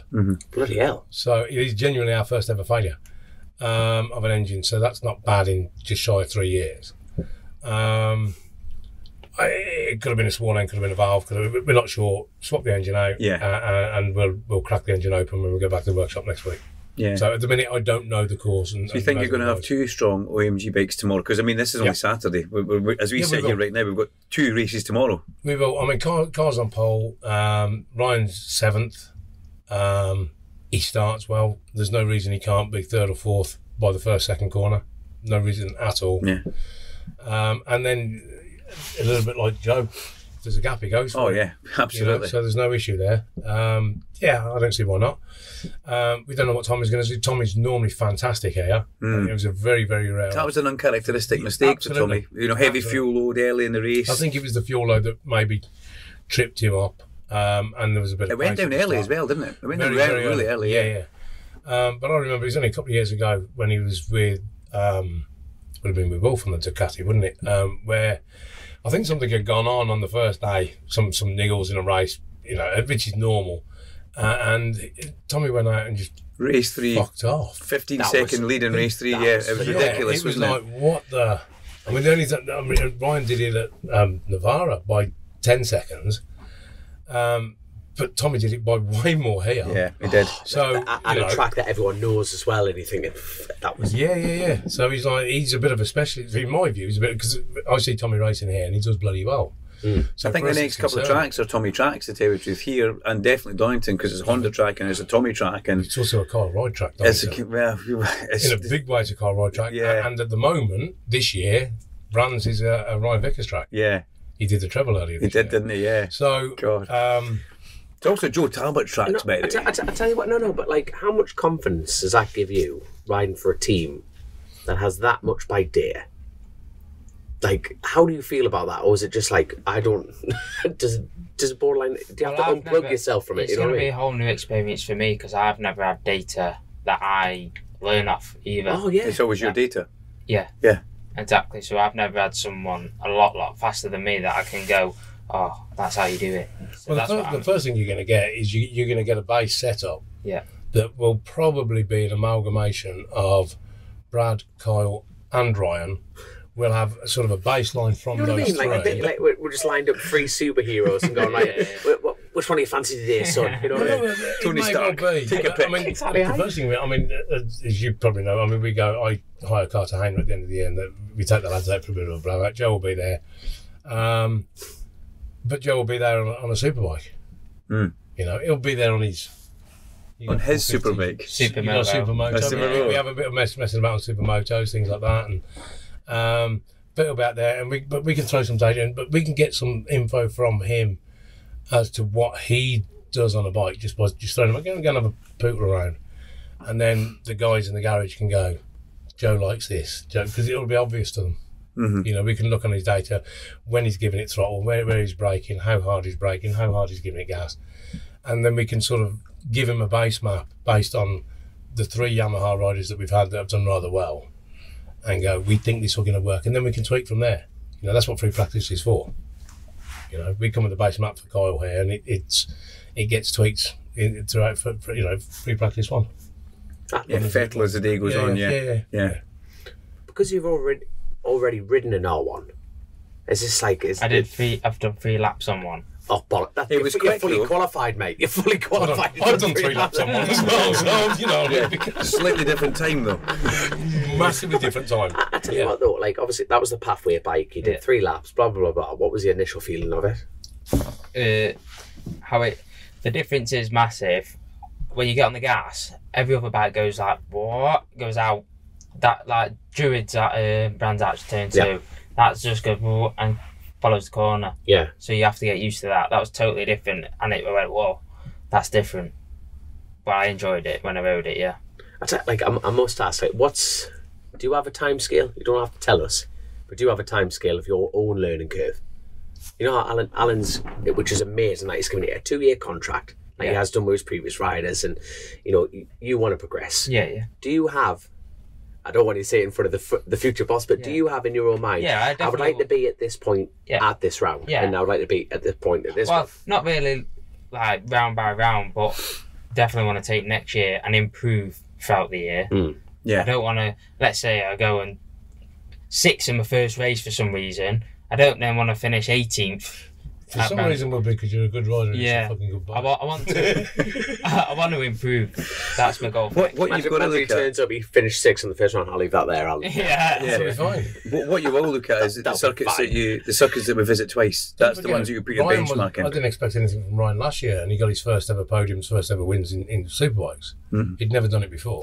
But he did ride for RAF in Superbike. Oh, he did. Oh, no, you know what I mean? I know it's... it was, in his own personal performance, was a massive step up, and it was instant, huge, massive leap. But for Joe's performance, like you just agreed there, we visit Open Park twice, we visit Brands Hatch, we visit Donington. So the first time there, you look at what you're doing and you want to try and improve on that the next time you go there. And I'd imagine that would be I'm not telling you what your goals are going to be, But I would imagine that's where you would look at it and measure yourself by. Exactly right. I'd like to come to the tracks that you go to twice, and then the second time you go to them tracks, you want to see like a big improvement. Because you've got your data. You know, if you win, you can't get better than winning. Yeah. I'll just, put it out there. Just keep winning. Just keep doing Just do it again. Bigger gap. I must ask, and obviously this is like information between you two that hopefully you'll share on Chasin the Racin, but are you bringing any of your old team into it, or is this a fresh canvas for 2 years, or? Yeah, fresh canvas. Fresh canvas, right? Are you excited about that? Are you quite nervous about that? Or is it Your dad would be fine about, wouldn't he? No. Yeah, my dad would be fine. Oh, that's good. See, the thing is, I feel like I'm asking these hard questions. He's more laid back and deflated. Like, it's he's cool, like, isn't I'm he? all right. He's a Yeah, cool dude, bollocks, right? yeah, bollocks will be all right. You know what I mean? But I tell you what, I'll go on and spin that. 3 bikes. Yes. Have you ever ran 3 bikes? You have. You have ran 3 bikes. Casey O'Gorman, Not James Hillier. No. No, not in Superbikes, Super We haven't Sport run and 3 Super Superbikes at the Stock. same time. To be fair, but I mean, we've done two Superbikes and a slot bike, Yeah, but 3 Superbikes will be easier. yeah. Really? Explain. We've only got 1 race calendar Yeah, you're only doing one timetable. Yeah. so it all happens at the same time. There's going to be no sharing of staff, remember. So where's my issue? There is no issue, He will have a completely dedicated team of the only sharing of staff will be that I'll have 2 guys running 3 lots of tyres. But I mean, let's be all right. Okay, there's Emma at Martrain who was prior to that. Emma was with McCann's when it was Steve, and she did the tyres for 2 Superbikes for the then official Yamaha team. Jason, She's fantastic. Yeah. Which is Roger Marshall's good lady. She's brilliant. So if she can do 2 on her own, if my 2 guys can't do 3 between them, You'll be getting. I'll be going, Emma, will you come and work for me, please? Because you know what I mean. So, but that's the only sharing. So he'll have his own mechanics, his own crew chief. I think it's good. I mean, Where's the difficulty? you step up from the stock His own class. garage. We'll have 3 garages. But what's good, Alan, is you're giving him a complete base to Yeah. go. He's not having to bring anybody in there. Nope. Everybody there is going to be The Superbike thing is, orientated. It would be extremely, and I'm not knocking anybody that works in his garage now. Frankly, I don't know them, so I couldn't knock them even if I didn't like them, right? So, but the bottom line is that, Very honestly. to be brutally honest, is that they probably haven't worked in Superbikes. That's crucial. I don't know because I don't know them. Have you all got your crew works in Superbikes? At the minute, crew this you got there? weekend's my dad, Big Joe, my brother, and my mate. And Joe's fantastic. Class. What Joe does, and for both his team and the sport, is epic. He's brilliant. I love Joe to bits. I think he's great. But it is a different discipline, you know. So Joe's going to have an experienced Superbike crew chief that has worked with some very good people. Really good people. And likes Joe. You and me are like a couple of kids at Christmas. Go on, tell them. Fuck off. Exactly. You know you can swear on this, don't you? Just keep smiling at Really him. bad. Don't bleep it out. It's all good. I got away with the C word once. Yeah, 100%. Well, you I do. did. I'm sorry, but you do sponsor the show. You can say whatever you want. No. So you know what I mean? You still got it. Don't do things like that. It was a specific one. But anyway. I must ask, while we've got you here in the hot seat on that side of things. So, for people listening, everyone does, to be honest. They are, but for people, this is worrying. But people listening must go, not exact figures, but for an additional cost of bringing an extra rider, when you've got that infrastructure, you're talking staff, crew chiefs, everything like that, on a rough roundabout figure. This is this all the time. I know, but all people. about the money. I am all about the money. You know what the thing is? This sport is the best sport in the world, and it doesn't run on fresh air, does it? You know what I mean? It's not quite. I mean, at the moment we run 2 trucks, and then the hospitality and things like that. So those are all sort of separate. We won't need to run a 3rd truck, so we don't have that sort of thing. It's not like cars. It's not like. Well, cars you could get away with. You can get 4 or 5 cars in some trucks. Yeah, but you're not. I know what you're saying there. But but what I mean is that if you were setting up a team from scratch, then you'd then need your trucks. And so as an add-on, I mean, we carry enough spares to probably build 5 Superbikes in our truck now anyway. So what's on the truck? Jason's on the way, that champion. This is good. Okay, I'm going to give you that as well. Is there a crash damage thing in your contract? No, there's no crash damage in his contract. Wow. He's going to crash. Yeah. Everyone crashes. He also knows that if he crashes and writes a superbike off in every single race for a few rounds, he's probably not going to last. Yeah. There is that. You know? Yeah. And there's no need to be stupid about it and go, you've got to pay. I'm not asking to pay crash damage because frankly, you can't afford it. And there's nobody really that does. You know, if you're riding a bike, you probably can't afford the crash damage of a superbike. But you've also hired him because you know he's a good rider. He's not a crasher. But everybody crashes. Yeah. Tommy Bridewell, reigning champion, crashed today. Yeah, he did. Everybody crashes. It happens. It's the nature of the beast. And if he's not getting to the point of having a moment at least, then you're not trying hard enough yet. You probably won't be pushing that hard in the first round or two. But you might, because it might end up being your favourite track. And I know what I can do here. And you'll push where you know you can push. That's the way it is. Maybe a bloody natural. So, I mean, we've got enough spares and parts now. I think, it's either 9 or 10 superbikes worth of parts I've got. I could build frames, engines, swing, you name it. I've got everything. Get Dom's mouth watering right now. No, but it's, you know what I mean, though. But people don't see this from the outside looking in. You got to remember that we've this is our third year of Yamaha now. We replace everything every year. We start with brand new every year. He's going to start with brand new. He's not going to have an old bike. Everything will be new. But this year's bikes go into the spares bin.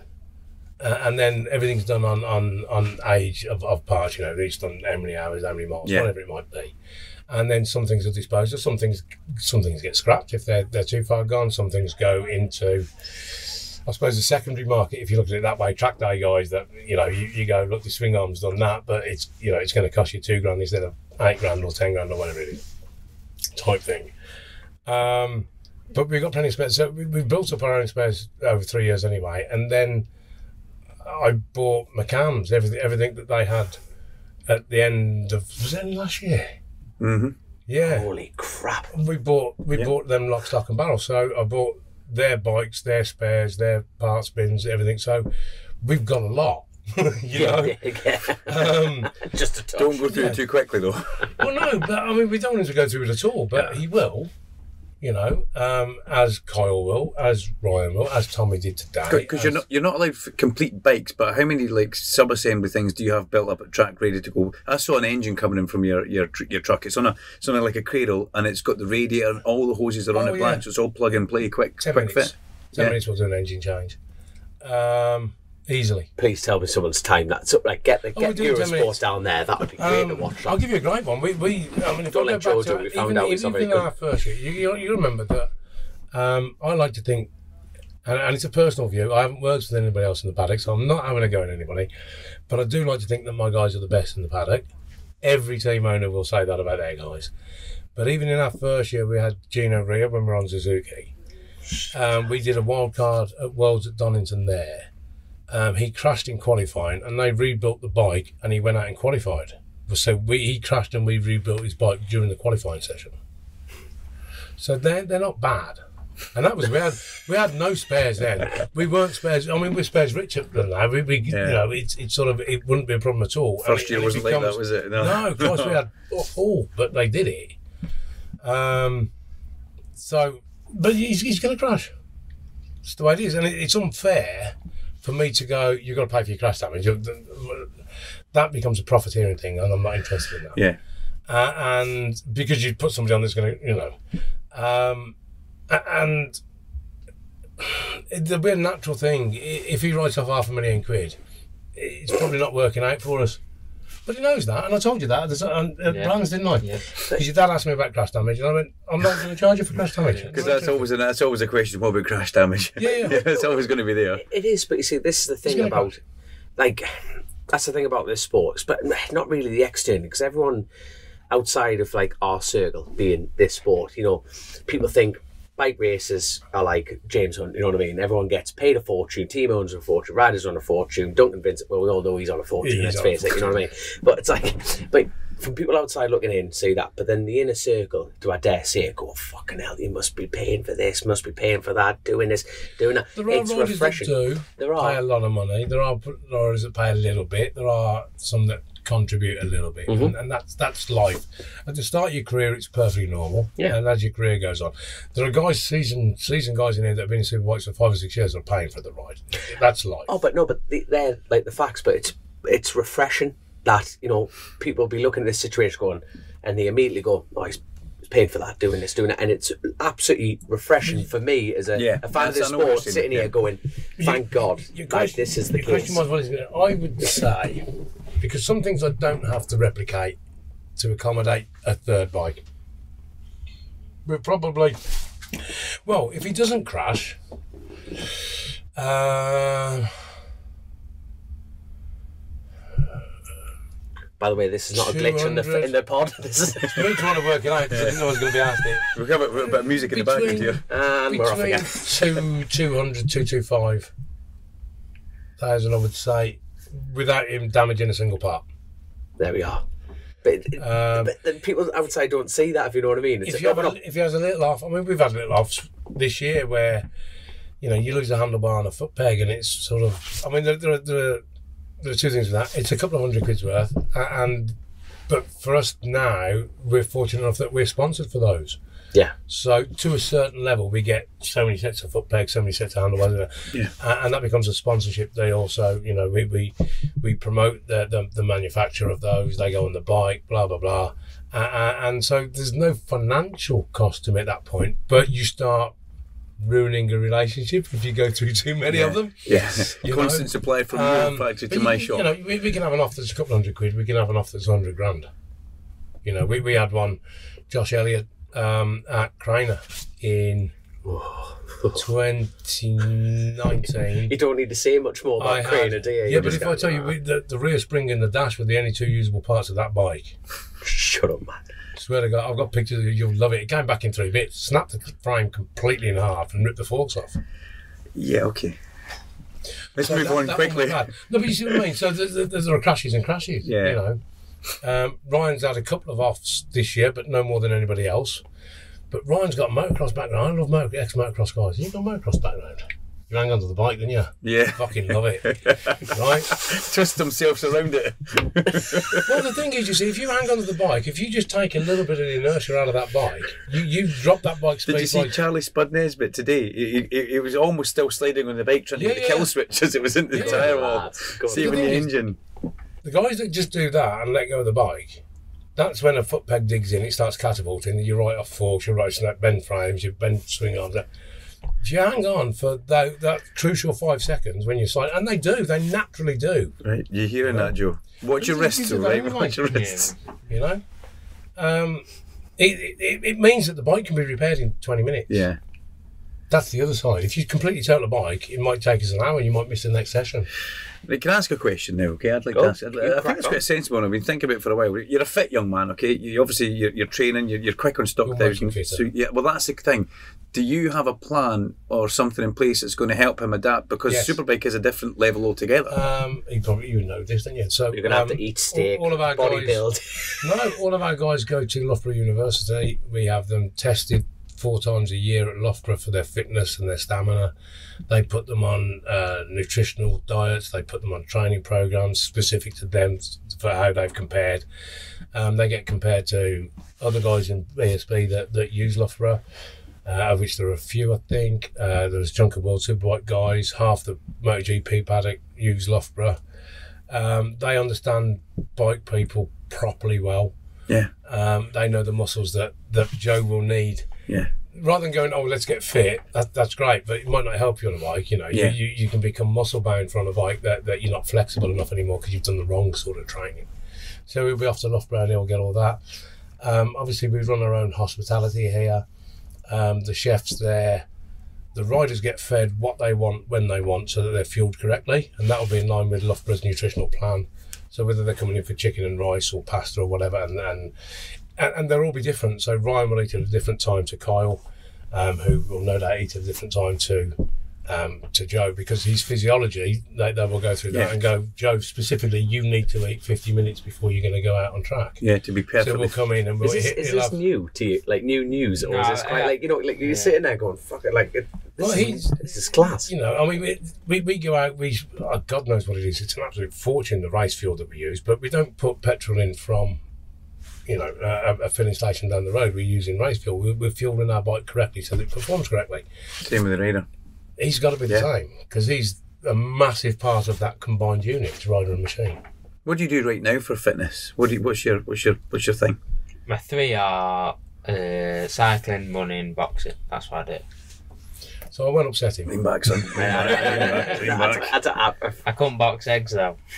He said, now every good boxer says that. Yeah, I know. Yeah. Until you cross him and have something. Didn't even see it coming.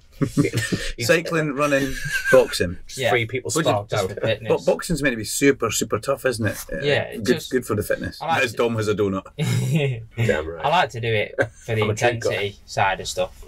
It's a very mental sport as well, isn't it? Yeah. Boxing at the end of the day. And Same as riding a bike. I feel like when you're boxing, you've got to think what's coming. Yeah. Same as riding a bike. Because it's coming at you fast. Yeah, exactly. So that's why I like to do it, but I only train and do that. Look at these boys. They're making me feel bad. So you just mentioned the mental part of it. What's your mental strength like? I mean, when the pressure is on you, which it's not going to be next year, but like for the rest of this year, it's going to ramp up as well, the year after. What are you like when going does get tough? I feel like I'm good with it, but my natural go-to is rise up to it. Do you know what I mean? So I think that's an advantage I've got. But obviously, sometimes you have moments, don't you? And then it don't all go to plan. But it's when how you rebound off them moments of where you know you're mentally strong. It's not when you're winning everything you think you're mentally strong. It's when you have a not so good result. It's coming back from it, isn't it? Yeah. And you do bounce back pretty well. Yeah. And obviously the main plan this year is to win the Pirelli National Superstock Championship with Money Barn Vehicle Finance. Got that in there. God, you are smooth. And take that championship over to OMG Grilla Yamaha. That's the main focus at the minute for me, is get this championship underneath my belt, which isn't easy at all, obviously. Rival Davey Todd, he knows how to ride a bike. But you've come back so well in that championship because at the start of the year there was 1 point earlier on when we came in. It was 1 point separating you at the start of this race meet. Now it's 3. But that championship lead that Davey Todd had is whittled away, and now we've got down to this point where it's midpoint live standings during this race. You were 3 ahead. Yeah. So today. Yeah. I want to talk a bit, and that's how quickly it can change as well. Tomorrow. Tomorrow's a different day. Tomorrow's a different race. It might be Where are you wet tomorrow? 3rd, I think. Okay. Front row Joe. Quite right. I want to talk a little bit about that race. Are you a disadvantage to the BMW on the Fireblade? Because when you watch that race, like, on all the races up to it, that BM just seems to have... The BM, I'm thinking stock form. Stock form, the BM's really good, and the BM's got a big advantage on the grunt out of the corners. That's where the BMW is really good. Well, we all know different bikes at different tracks, so you're not just going to say it's just because of the BM. Do you know what I mean? But they're really you good. beat it this year. Yeah, exactly. So 2 Hondas beat it today. Yeah. So it's you can't say it's just the BM, but where the BM's really good is, round here, for example, Lodge Corner, like slow, isn't it? And then you go whoop down. That's where you go whoop. How does it go? Whoop. That's the one. Yeah. Proper motorcycle track. They have really good gun. Obviously, they're allowed to run the electronics and stuff in stock form. Yeah. But to even talk about like the dominance of Davey Todd at the beginning of the year. Yeah, but that was only for 2 or 3 rounds. No, but he like really, wasn't it? It was was it 3 rounds? Yeah, Alton Park. Oh, go on. How are you doing? Help me out here. I can't remember last First week. 3 rounds. Oh, shut up, man. Alton Park, Donington Park, where Davey Todd picked up a couple of victories. Where did we go after Donington Park? Knockhill. Did we really? Oh, so we did, yeah, because I started at Navarra this year, you see. So, so we went to Knockhill after that. So, and that was, it was we won't talk about Knockhill for you. But after that, Davey had a little bit of a blip. And that's all it takes. It was a blip. He had a bad Thruxton. He didn't have a great weekend after that at Cadwell Park. So it's kind of, that's where it's come back towards you. And it's not just you, because you've got other fast guys in there as well. Scott Swan. Yeah. Scott Swan, unfortunately, he's going incredibly well, Yeah. He's another one that I put him in line with you. What you're doing, Swanee is round out there as well. And it won't be long until somebody like Alan's looking at Scott or somebody else in that pit lane. For it. No. We could do that right now if you want. You've got Luke Shut them down right now. Luke came into that championship with a delayed start, if you like. Snetted and he got going, didn't he? But he's a superbike rider going back to stock. Arguably, it should be relatively simple transition for him. It's a much easier transition to go from superbike to stock than from stock to superbike. So, and you're gonna, Luke rode for us, did okay. prior to riding for us, and before he broke his back, he was leading the championship when he broke his back in the Superbikes championship. So the boy can ride, still can ride. You've got to remember that. So you put him on a stock bike with that, for his talent and ability, should be, and he is. He's right up there in every race now. You know, so he's a lot further behind Joe in the championship, but he missed the start of the season. You know, so. You know, he was only 86. You can't knock a It was only 86 points behind coming into this. Yeah. You know, and there's a lot of points left on the table. He was making manoeuvres. Did he pass you at all today? Did you pass him in turn one? He was coming from so far back on people at turn one and passing them, but then just running wide after the apex, and people would get him along the avenue. But I think Mussey's a great addition to the championship. It shows you how strong your championship is when a guy of that stature and calibre comes back in there and is not running away at the front. And he's there and he's battling with all you guys. It shows how strong your championship actually is. The big bangers, as Larry Carter calls them. It's a championship you wouldn't want to jump in if you're a racer. No. He's doing well. I'm looking forward to tomorrow. And the worst thing is, the show's after the fact, so everyone will know the results and everything. But for us right now, what they're going to be. Yeah, you Alan, if you could do that, that'd be fantastic. I'll be straight on the bookies, mate. I'll be there with you. I tell you what, you're ticking things off rapidly. Like, rapidly. You're riding for Yamaha factory. Now, I want you to pretend he's not sitting next to you right now, but what is the top of the triangle for you? Is it BSB? Is it Worlds? Is it MotoGP? You know, where does a 20-year-old riding Yamaha factory... You can say what you want. You can. He's not here. Don't worry about it. Don't worry. I've no, as you said, I had Brad leave to go to Worlds and Ryan's about to go. If that's where your talent takes you, I will wave you on with glee. I just demand tickets. That's all it is. And the tyre money back. Yeah. The brown envelope. There you go. The ultimate dream would be to become British champion, then a world champion. That's my world superbike champion.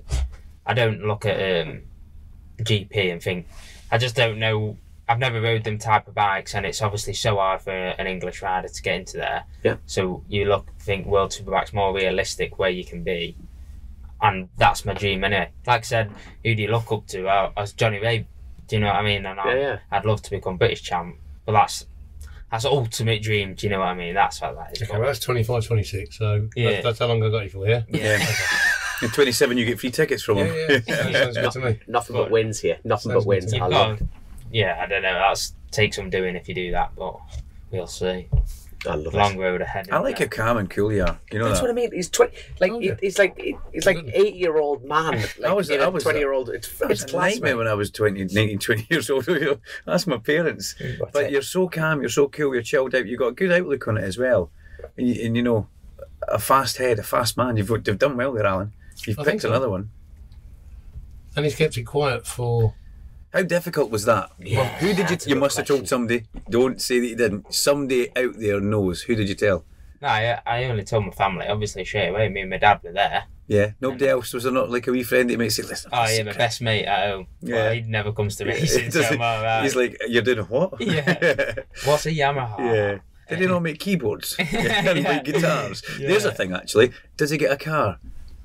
Oh, I like that. I don't think Yamaha make cars. No, I know, but can you give him a car? No. The Superbike, there's not a car. You don't get a car off me, no. Right, okay. I love it. I was trying for you, Joe. I did say try, sorry. I tell you what, I've got a couple of questions from the patrons here, but naturally we end up covering most questions, but I'll give you a quick shout out. But obviously we've got Jake Knox, Marks Dobson, Mike Orton, but we've got one from Aaron Jeffs. Get one down here, get a front row down here, but there you go. So Aaron Jeffs here. What is your favourite track and what do you like about it? Alton Park is my favourite track. And right? Well, you're a Cheshire lad. Yeah. At first, the first time I saw it, I thought you were Yorkshire because one of your your sponsor Langover. They're from no, but like Langover's been like supporting for a few years now. He's a big fan and he's a Yorkshireman. Thought keep within your own kind of thing. You know what I mean? Yeah. So, but and he sponsors Kyle as well. Yeah. So they are keeping in the family on that side of things with OMG. You got on board with Kyle as well, didn't you? Yeah. Good mates with Kyle. Kyle got me the Langover sponsorship. Brilliant. Yeah. That's and good. Kyle sponsors me himself. Yeah. Shut up, man. Yeah. He's on my lid. Is he? Yeah. It's KR77 on my lid. Yeah, I can't thank Kyle enough, really, taking me under his wing. There you go. And, was Kyle... That's cool. Anything, that is cool. Was Kyle anything to do with this signing, or was that all you? No. Kyle never came to you and said, listen, this... No. That's cool. Yeah, and obviously... that is... So... when he I bet that sponsorship stops next year. yeah, the Rossi wall. Does when you beat him. I'm winning, Peeling the doesn't sticker he? off. No, let's talk about that scenario. Like, you know, how will that go? You know what I mean? Imagine a couple of years, second year in, you've gelled with it, you are the beast. And I think Kev's the type of guy that would enjoy that, would like to see the youngster coming, because he was that youngster. Yeah, like I say, if he beats Carl, I don't think Carl will keep playing the bill, but you'd be a bit aggrieved, wouldn't you? I've never heard of that. That's class. Carl Ride sponsoring you. yeah. That is a touch of class, that, mate. I like that. Another good boy, you see. That's a lot of things. People won't know that out there, so they will know that now, so they'll be looking for that. So Really But now what you've done there now is every young rider in the paddock is going to go, Kyle, will you sponsor me? 100%. I love it. But no, they are fantastic questions. Thank you so much. Like I say, we naturally cover everything on that side. But I'll tell you what, before we wrap up the show, but first of all, Joe, thank you so thank much. you, But mate. I must go, because back to Alan. And the last time we had you on the show, Alan, you dropped a proper bombshell and you announced that you had indeed a diagnosis of cancer, prostate cancer. Do they still pussyfoot around it? Mate, no, I pussyfoot around. Of course I went, mate, prostate cancer, Yes. serious situation. And you sat opposite us and you just went, I don't know what level this is. I don't know where I am at the moment. And I feel like, obviously, I know, you know, because you sponsored me and Grace you for the interviewed show. me and the day I found out, basically. Well, no, So within 2 days of me finding out. exactly, yeah, you know, and that's great. But then a lot of people be like, well, obviously you're still in the paddock. People don't know what's going on. I This haven't is a died chance. yet. No. Well, no, but on the important note of it, I'm going to do it again. I'm going to do it again because and it bore the shit out of people, but I don't care. Go and get yourself tested. Duncan, you're of an age. You've got some grey hair. You've got more hair than me, so I'm not being horrible. But the good news Go and is, get yourself mate, I've tested. got my gloves here, so I can do one. what do you do in your leg? I did have some black rubber gloves in my pocket earlier. What the fuck? Anyway, I was that's doing something on the different, truck. It was just. Am I not right in saying you don't even need to go for the old thingy now? They can You do don't need just to. off a No, but you blood you'll test. like Yeah. it, you I like it. But it's sort of it's very they can do the PSA's tests. They can do a simple blood test now. It's not. There are arguments whether how accurate it is, and that's the problem. Whereas if they feel your prostate, then an experienced doctor will know more. In the same way as any of you two guys riding a bike, you'll know there's a problem with the bike. You might not know what it is, but you can come back to the garage and go, that's not right. Yes. You know, that's number one. So an experienced doctor will know more by feeling than PSA levels can go up and down quite a lot in people, depending what you've eaten, depending what your stress levels are. So things like that. So that can be a little bit misleading, but you can have a very simple blood test. But it kills more men than anything else. Everybody, get yourself tested. So just go back to my previous one if you want, and I'll bore the shit out of you on there. But get yourself tested. I was very fortunate. I was latter stage 1, so it's very, very early stages, but was about to progress, they believe, to stage 2, which is a bit more serious, but still not necessarily going to kill me yet, and that sort of thing. And then stage 3 is bad, and stage 4 is like, Yeah. you know. Yeah. I was in a fortunate position. I had private treatment. I went to Madrid and had proton beam therapy, and in 5 days I was clear. It's mad what they can do. Wasn't the cheapest thing in the world. Very crucial payment, though. But how much you put in your life, you know, if you've got that money, But exactly, how much from my point of view, and from the paddock's point of view, it was the cost of a reasonable stock bike. Okay. That's the way I look. I just sit and go, that's a stock valve there. That'll do. Hold on, was it a Beamer or a Honda or a Yamaha? Because it's a Joe Talbot stock bike or a Duncan Vincent stock Yeah. bike. If it didn't get the diagnosis, it would have been a year on. You know what I mean? Yeah. Get that. So, not a small amount of money, but for the fact that it's gone. Yeah. And things continue to work, which from a man's point of view is one of the most vital things the world has ever heard, Yeah. It's not what it is. It's what I'm not going to ask what things that is, but I think I'm well, an idea. we all know what things don't work, and if you have your prostate removed, it will never work. So that's one option that I wasn't overly keen on having. So no, I'm good. I have to go back for tests, and I do go back for tests, and but at the moment all is good. I'm potentially more susceptible to it, but everybody else has got to go. One in 8 men of all ages, 1 in 4 men over 40. Halve those stats for if you happen to be black, so it's 1 in 4, 1 in 2. Biggest killer of men there is, and you can have no symptoms at all and be riddled with it. Go and find out, do something about it if you can. And the amount of people, when you We've last on found the show... dozens. Aye, because you were setting up and getting people Dozens tested in the of team people. and everything, weren't you? But we've had dozens of people get in touch. I have people walking through the paddock saying, I had nothing wrong, I blah, blah, blah, and when I got tested, I've got a problem, and they're sorting it now. Great. You know, there are things that can be done in the NHS. There are some very, very early stages of it where you can be medicated with tablets, and you just have to pop a tablet every day and things like that. So it just depends how it's affected you, where the tumours are, how bad that, and so forth. But Get yourself tested. Get yourself tested. Yeah. Because you can have no symptoms at all. You can have no issues whatsoever and go, I'm fine. I feel perfect. I'll get onto that on Monday. Yeah, do it. I'm at Honestly. that age. You are. So if you see me walking funny next time, Joe. Yeah. So, I mean, some doctors That'd be have that got one. fucking big hands, I tell you. Give a tap on the arm. I was very, very fortunate. I had a very slender young doctor, and she was great. She had, and I was like, okay, that's the one I want. She left and the janitor came in. Yeah. She was actually a Halloween fancy dress. But, yeah. What's Alan Gardner Kind doing of in this Shrek room? or something like that. Oh, shit. Hey, the bottom, I'll be really crude if you want. Okay, there's nobody's fingers in this world that is bigger than a shit. Right? So I'm being... No, but if it makes people go, right... Just Joe Talbot in the corner. If Going, it makes people good go... valid point. that, you know, you'll have one of them every day and not moan about it. Yeah, You know, it doesn't matter. Well, it depends if it goes wrong, but something. Yeah. You know, so... Class. So we're doing the Dakar next year, and we're doing we're running a boat Cove, full Dakar, full rally bike. Did I see that bike going in the back of your truck the other day? We've got it here. If you want to have a look at it, Yes, it's stunning. fantastic. So James is coming down, I think tonight, but it'll be here tomorrow. We're doing some bits and pieces, blah blah blah. But it's a Chinese manufactured bike, but it is brilliant. I mean, if you look at it, we all have this. What is probably an awful and it used to be justified perception of some of the Chinese manufacturing things.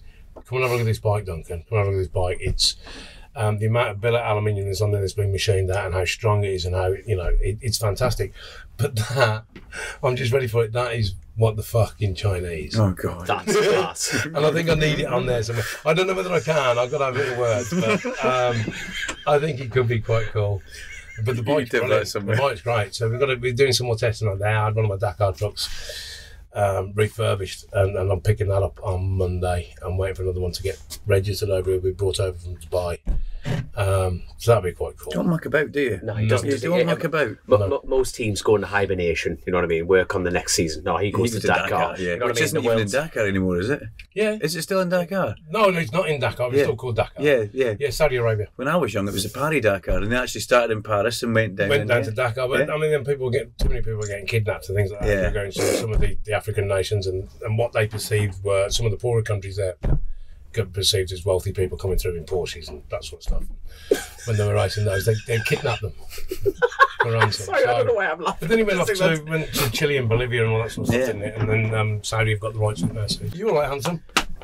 I'm ready. Joe, Joe's see, I ready. love that. Just the confidence. Joe's I ready. love it. Born We're ready. going on holiday in Spain, aren't we? In December, we're going to have a play. We got all sorts of things to play. I've got some new toys as well. It's fucking great. If you need a commentator, just The text. I can ride and drive fast as well, so You I'm have to not. talk Spanish though when you're. we take the cars as well. Dos We take cars cerveza, as well. por favor. You know? We take cars as well for a little play. Yeah. For the quiet bits. Yeah, good stuff. I wish you the best of luck for 2025, mate. I think it's a great signing for you I and think for it Joe. is. Definitely. It's going to be good.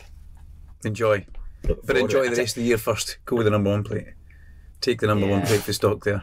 I know. They won't let him put it on, unfortunately. No, they won't. No. Have you thought of a number for next year? What do you want? Are you going to keep there's a 19? question. Can you keep 19? Is that free in Superbike? 19. No, I'm keeping 19. I think that's free in Superbike, is it not? I genuinely don't know. Andrew Aaron's 18. Yeah, Andrew was 18. And should we have a look? I don't know. Don't ask me. Shotgun. Nice. They are artificial. It's officially claimed Yeah, on you'll be that side of texting it. Stuart just now. Can we save 19 for It's free at Murray? the minute. Right, We go anymore it's from not. Andrew on 18 and then Christian on 21. So There you go. Yeah, that's the number. It's meant to be. we Get it have a ticked little off. chat for you tomorrow and make sure that we can get it secured. Yeah. I've just shotgunned it, so. Yeah, but this doesn't come out till. Yeah, What it's did plenty you of shotgun since then. You'll What we fix can it. do, we'll put our request in and fingers crossed that Hopefully, mate. they do things for us. Love it. Well, I'm generally excited to have you on again, you know, because it's going to be a big year leading, like next 2 years is going to be absolutely massive, and it's going to be great to get you on to see how your first year goes. You know, that's if you want to come back on, you might just can't sod that, but I hope you do. Alan? Who was that northern twat that you That's pretty much it. Grace will get you back. Which on. one? Grace the charmer. I'm not saying a word. He's proper north. You can argue about it. He's proper north, but obviously Alan, double thank you on that side of things, and Duncan, Uncle Dunk. I know. You deliver every time. So. I like the standing when nobody else can do it. You know, when Christian's too busy and the other two guys actually in corner or away on their holidays because you pay them so much. Is Christian okay? I haven't. It was like a slow off. He got walked away from it. Yeah. Yeah. And then Seeley did the exact same thing later on, over the exact same marks as well. Really?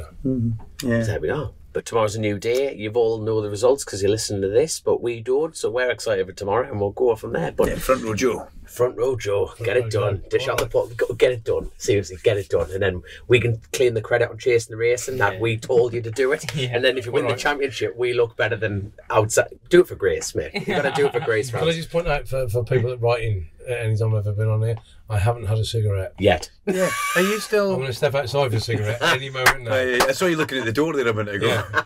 Not far. About an hour ago, I was looking at the door. Yeah, love it. Absolutely love it. But obviously, thank you to all. But no, obviously, thank you so much to racebikes.com for sponsoring this episode, and JCT Truck and Trailer Hire, and of course, the man himself, opposite OMG Racing, for sponsoring the show. Thank you so much. And hey, hope everyone's enjoyed it, and we'll catch up with all you guys very soon. You good? See you in a bit. Bye.